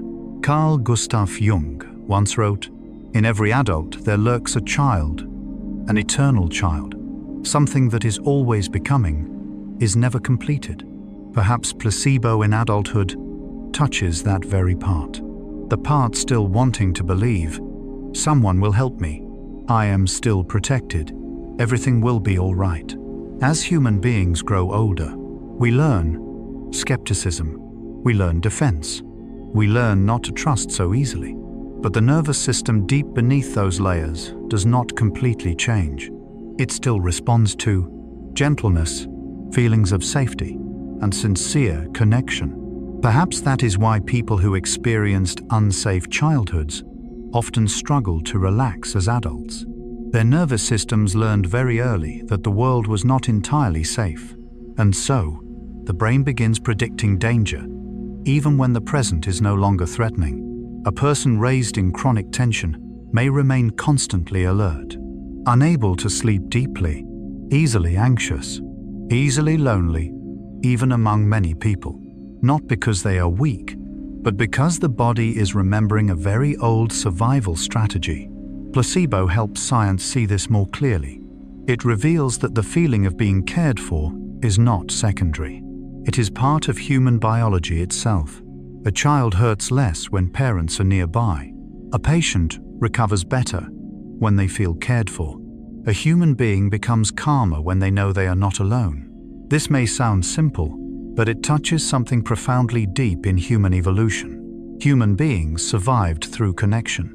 A child cannot survive alone. It needs arms to hold it, voices, eyes, and the presence of others to regulate the nervous system. Perhaps that is why prolonged loneliness feels so painful in adulthood. Because the body was designed to seek connection. Carl Gustav Jung believed the collective unconscious carried ancient shared memories of humanity. Perhaps the need to feel protected is one of those ancient memories, an instinct so deep, it still exists inside every modern nervous system. That is why children search for their parents' arms when frightened. Adults search for one another in suffering, and human beings always long to belong to something greater than themselves. There is something beautiful in the fact that placebo is stronger in children. It reveals that the ability to trust was once the most natural state of humanity. A child does not need to understand biology in order to feel safe. Only the presence of someone gentle nearby. Perhaps becoming an adult does not mean losing that inner child completely. Perhaps it means learning how to care for it. Learning how to offer ourselves the feeling of safety that once came from others. Carl Gustav Jung once wrote, "Your visions will become clear only when you can look into your own heart." Perhaps healing begins there too, by finally seeing the small and vulnerable part within ourselves that has quietly remained afraid for so long. The part still wanting to be held, still wanting to hear. You do not have to fight alone anymore. Tonight, as you rest quietly in this gentle darkness, try thinking about that very slowly. Perhaps your body learned about healing long before it ever understood what medicine was.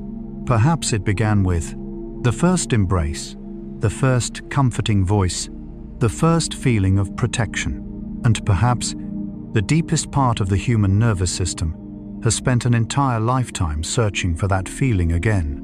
A place where we no longer need to remain constantly alert, no longer need to remain so lonely, no longer need to stay endlessly strong, only to rest inside the gentle safety of connection. And perhaps that is why even a small amount of sincere love can sometimes become far more healing than we ever imagined. Religion, rituals, and healing through symbols. If the feeling of safety can calm the nervous system, if belief can change the body, then what has been happening throughout thousands of years of human history? When people searched for healing not only through medicine, but also through religion, rituals, and sacred symbols, why did nearly every ancient civilization create prayers, healing ceremonies, holy water, protective amulets, healing temples, and sacred spaces where suffering people gathered? Was all of it merely superstition? Or deep beneath it all, has the human brain always responded to symbols in a very real way? Carl Gustav Jung was perhaps one of the first thinkers who tried to answer that question through the depth of psychology. He did not view religious symbols as mere illusions. He believed they were the ancient language of the unconscious, something capable of touching the deepest layers of the human soul. Jung once wrote, "Man cannot stand a meaningless life." Perhaps that is why human beings need more than medicine. We also need meaning. We need the feeling that our suffering belongs to something larger than ourselves. Imagine a person living thousands of years ago. They had no modern hospitals, no MRI machines, no antibiotics. And yet, when pain or illness appeared, they still turned toward temples, prayers, sacred rituals beneath firelight. And strangely, many people genuinely felt better afterward. Not every illness was cured, but suffering sometimes became lighter. Anxiety softened. The body grew calmer, perhaps because the brain does not respond only to chemistry. It also responds to meaning, symbols, collective belief, and feelings of the sacred. A healing ritual is not merely an external action. It is a complete nervous system experience. Sound, light, incense smoke, the rhythm of prayer, the presence of a community. All of it sends a message into the nervous system. You are not alone. Something greater is protecting you. And then, the body responds. Perhaps that is why placebo and religious rituals sometimes touch the same deep place.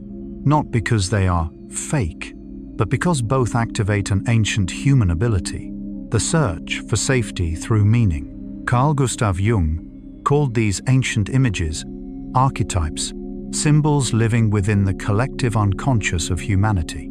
The mother, the healer, light, water, rebirth, the temple, the spiritual guide. According to Jung, these symbols do not exist only in culture. They live deep within the human mind itself. He once wrote, "The archetype is a tendency to form such representations of a motif," meaning that human beings are almost wired to respond to certain symbols. A candle glowing in darkness, a sacred hymn echoing through silence, a healing ritual repeated across generations. All these things can reach into the deepest unconscious layers of the nervous system. Perhaps that is why sacred places often make people feel different even before they understand why. An ancient church, a quiet temple, a shrine hidden among mountains. People enter and instinctively speak more softly, breathe more slowly, feel the mind become calmer. Not merely because of architecture, but because the brain responds to sacredness in a profoundly ancient way. There is something inside us, always searching for connection with something larger than ourselves. Placebo has helped science recognize that meaning can become biology, and religion, long before modern science, understood this intuitively in its own way. A prayer may not change the physical laws of the universe, but it can change the state of the person praying. Someone in despair may feel lighter afterward, not because every problem disappears immediately, but because the nervous system no longer feels completely alone in suffering. Carl Gustav Jung understood that symbols possess power because they connect human beings to the depth of the unconscious. He once wrote, "Symbols are natural attempts to reconcile and reunite opposites within the psyche." Perhaps healing rituals are an attempt at exactly that, a way of reconciling fear with hope, pain with meaning, human fragility with the feeling that life still contains some hidden order. Perhaps what makes rituals powerful is not that they are magical, but that they give the nervous system a structure to hold on to in the middle of chaos. Human beings endure pain better when suffering carries meaning. They endure loneliness better when they feel connected to something larger than themselves. That is why collective rituals have existed throughout all of human history, not only in religion, but also in funerals, coming-of-age ceremonies, healing rituals, gatherings around firelight. All these experiences help people feel, "I'm not facing life alone." Perhaps the nervous system was built to need exactly that. A person completely disconnected from others often suffers far more deeply, not only psychologically, but physically as well. Chronic loneliness increases real biological stress, while belonging can calm the nervous system. Perhaps this is what Carl Gustav Jung tried to express throughout his entire life. Human beings are not merely rational creatures. We are symbolic creatures. A dream can change someone forever. An image can haunt a person for a lifetime. A religious symbol can offer hope in the darkest moments of despair. There is something beautiful in the way the brain responds so strongly to meaning. It reveals that human beings cannot survive through material existence alone. We also need hope, connection, ritual, and the feeling that our lives belong somewhere within this vast universe. Jung once wrote, "Bidden or not bidden, God is present." Perhaps he was not speaking only about religion in the traditional sense, but about the deep human need to feel connected to something greater than the small individual self. Placebo and healing rituals meet precisely there. Both reveal that, when human beings feel supported by meaning, the body can truly change. This does not mean every belief is correct, nor does it mean rituals can replace modern medicine entirely. No, human beings still need science, medicine, and real treatment. But perhaps modern science is slowly rediscovering something ancient civilizations always sensed intuitively, that the human soul influences the body far more deeply than we once believed, and that feelings of sacredness may themselves become a form of biological safety. Tonight, as you rest quietly in this gentle darkness, try thinking about that very slowly. Perhaps throughout thousands of years, human beings have always tried to heal, not only through medicine, but through meaning, a prayer, a candle, a symbol, a ritual repeated across generations. All of them are ways human beings speak to their nervous systems, saying, "You are not alone in this universe." And perhaps that is why even in the modern world filled with machines and data, the human soul still quietly searches for something sacred to hold on to during the long nights of life. Why genuine care can make human beings healthier. Perhaps the most powerful healing does not always come from something grand, not miracles, not mystical rituals, but simply one human being truly remaining beside another, a listening gaze, a gentle voice, the feeling that I do not have to endure this alone. Perhaps that is why many patients recover better when they are cared for with sincerity, not merely treated, but truly listened to. Carl Gustav Jung once wrote, "Loneliness does not come from having no people around you, but from being unable to communicate the things that seem important to you." Perhaps Jung understood that the deepest human suffering is sometimes not illness itself, but the feeling that no one truly sees us. A person can endure pain for a very long time if they still feel loved, but even small wounds can become unbearable when someone suffers through them completely alone. Imagine two patients with the same illness. One remains in a room where doctors sit down and listen carefully. Nurses speak gently, family members remain present, and every day, someone says, "You do not have to go through this alone." The other feels like nothing more than a medical file, a number, a body needing repair. No one truly asks what they fear. No one stays long enough to hear their silence. Perhaps medically, both receive the exact same treatment, but deep inside the nervous system, they are living in completely different worlds. One filled with connection, one filled with loneliness, and the body responds to that difference. Placebo has helped modern science begin seeing this ancient truth more clearly, that the feeling of being cared for is not merely emotional, it is biology. When a person feels safe, the nervous system calms, heartbeat stabilizes, stress decreases, sleep deepens, recovery improves. Meanwhile, prolonged loneliness can genuinely intensify suffering, not only in the mind, but inside the body itself. Carl Gustav Jung always believed human beings cannot fully heal in isolation. He saw the soul as something that requires connection in order to become whole. He once wrote, "The most terrifying thing is to accept oneself completely, but perhaps something equally terrifying is the feeling that no one accepts us at all." Human beings endure illness differently when they feel they still matter to someone.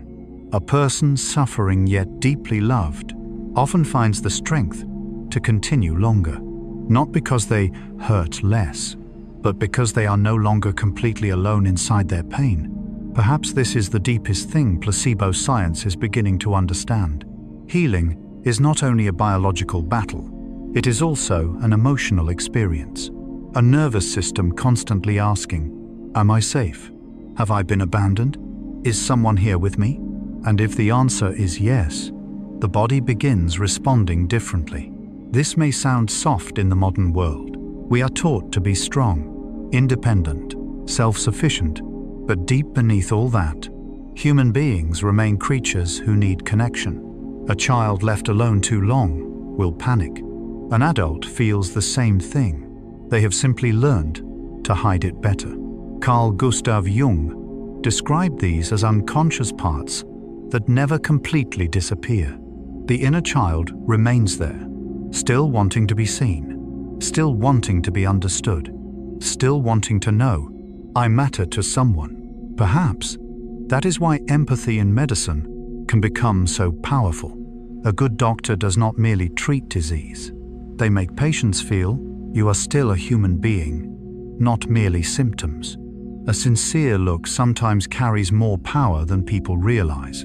A gentle touch on the shoulder, a calm voice in the cold silence of a hospital night. These things do not replace medicine, but they change the way the nervous system experiences suffering. There is something deeply sad in the fact that many modern people live so long without ever truly being heard. They speak every day, yet rarely feel understood. They stand among crowds, while the nervous system still feels alone. And eventually, the body begins carrying that loneliness.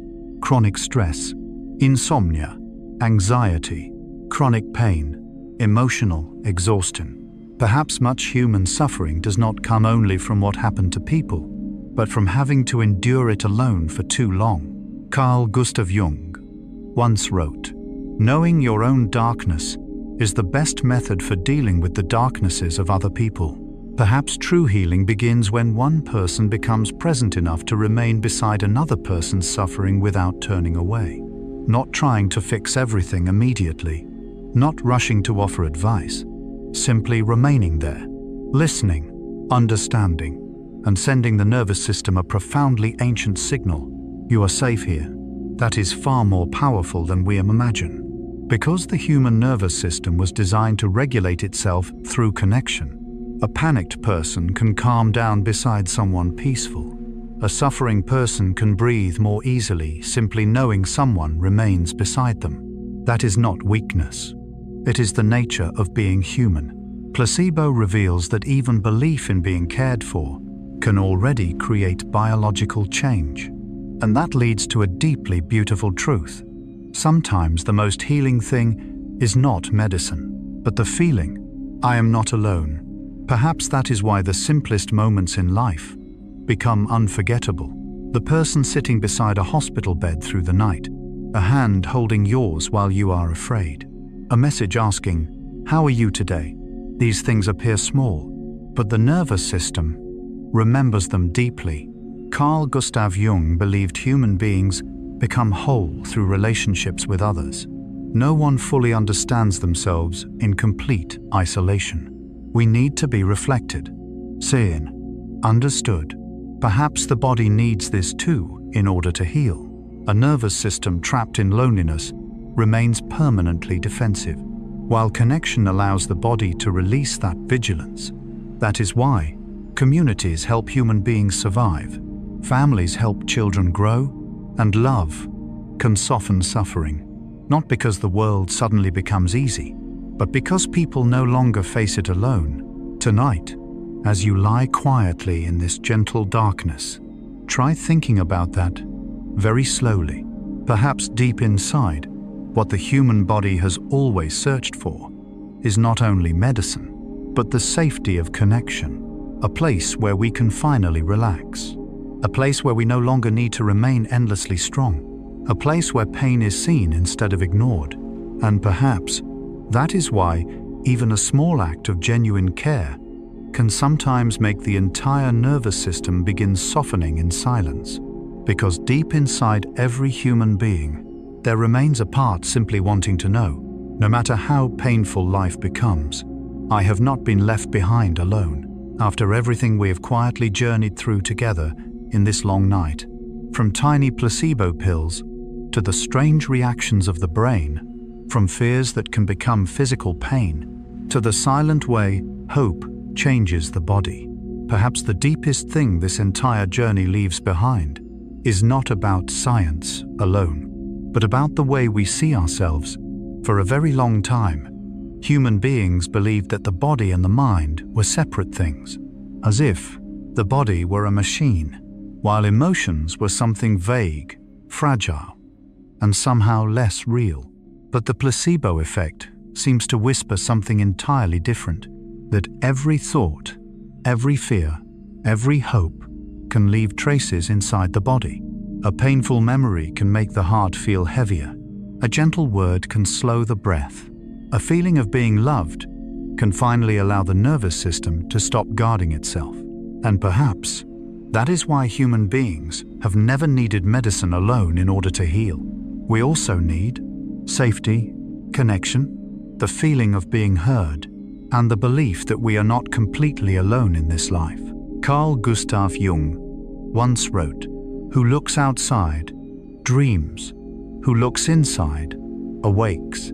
Perhaps tonight, this journey is also a gentle invitation to look inward, not to judge yourself, not to force yourself to become more positive, but simply to realize that perhaps your body has been carrying too much in silence for far too long. The pressures never spoken aloud, the quiet fears, the sleepless nights, the feeling that you must always stay strong, and perhaps a part of you is simply tired, very tired, not because you are weak, but because you have been trying for too long without truly resting. The placebo effect does not promise that life will stop hurting. No one can promise that, but it reminds us of something very beautiful. The body is always listening to the way we treat ourselves. If every day the mind only hears, "I'm not good enough, I need to try harder, I'm not allowed to be weak," then the nervous system begins living as though it were trapped in a war. But if sometimes a person learns to become a little gentler with themselves, then perhaps the body can slowly relearn what safety feels like. Perhaps healing is not always some grand, dramatic moment. Sometimes it is simply sleeping a little better, breathing a little deeper, blaming yourself a little less, or finally allowing yourself to rest without guilt. Perhaps that is what Carl Gustav Jung tried to express throughout his life, that human beings do not become whole by eliminating darkness, but by learning to hold the fragile parts inside themselves with compassion. The parts that were afraid, that were wounded, that once felt unworthy, and yet still kept trying to live. And perhaps that is the most beautiful thing about being human. Not perfection, but the ability to continue hoping, even after great pain. Tonight, as the room grows quieter, as your eyes slowly become heavier, and the thoughts in your mind begin to soften, little by little, try imagining your body as a very deep ocean. On the surface, there may have been storms, there may have been enormous waves, there may have been long dark nights, but deep beneath all of that, there is still a place of quiet water, a place inside you that never completely disappeared, a place that still quietly wants to heal, to feel peaceful, to be loved. And perhaps the first thing that place truly needs is not perfection, but simply to be heard, to rest, to know that you do not have to fight everything alone forever. If today was a difficult day, allow yourself to let go a little tonight. If your mind has been too loud, let tonight become a gentle silence. And if deep inside, there is still a part of you that feels afraid, wounded, or exhausted, then perhaps what it most needs to hear right now is this: you are still worthy of healing, not when you become more perfect, not when you become stronger, but now, even with all your exhaustion and fragility. And if tonight's video helped you feel even a little more at peace, gently subscribe to the YouTube channel Stories for Sleep to continue exploring the depths of the human mind through the lens of Jung, the unconscious, dreams, and the silent mysteries living inside all of us. Because sometimes, the most healing thing before sleep is not finding every answer, but simply knowing that somewhere, in the vast darkness of life, there are still people quietly listening to their souls alongside you. And now, let every thought slowly drift away like gentle waves moving across the night sea. Relax your shoulders. Relax your breathing. Let your body rest. Let your mind become quiet. And let this gentle darkness hold you one more time. Sleep well, and may tomorrow morning find you feeling just a little lighter inside your soul.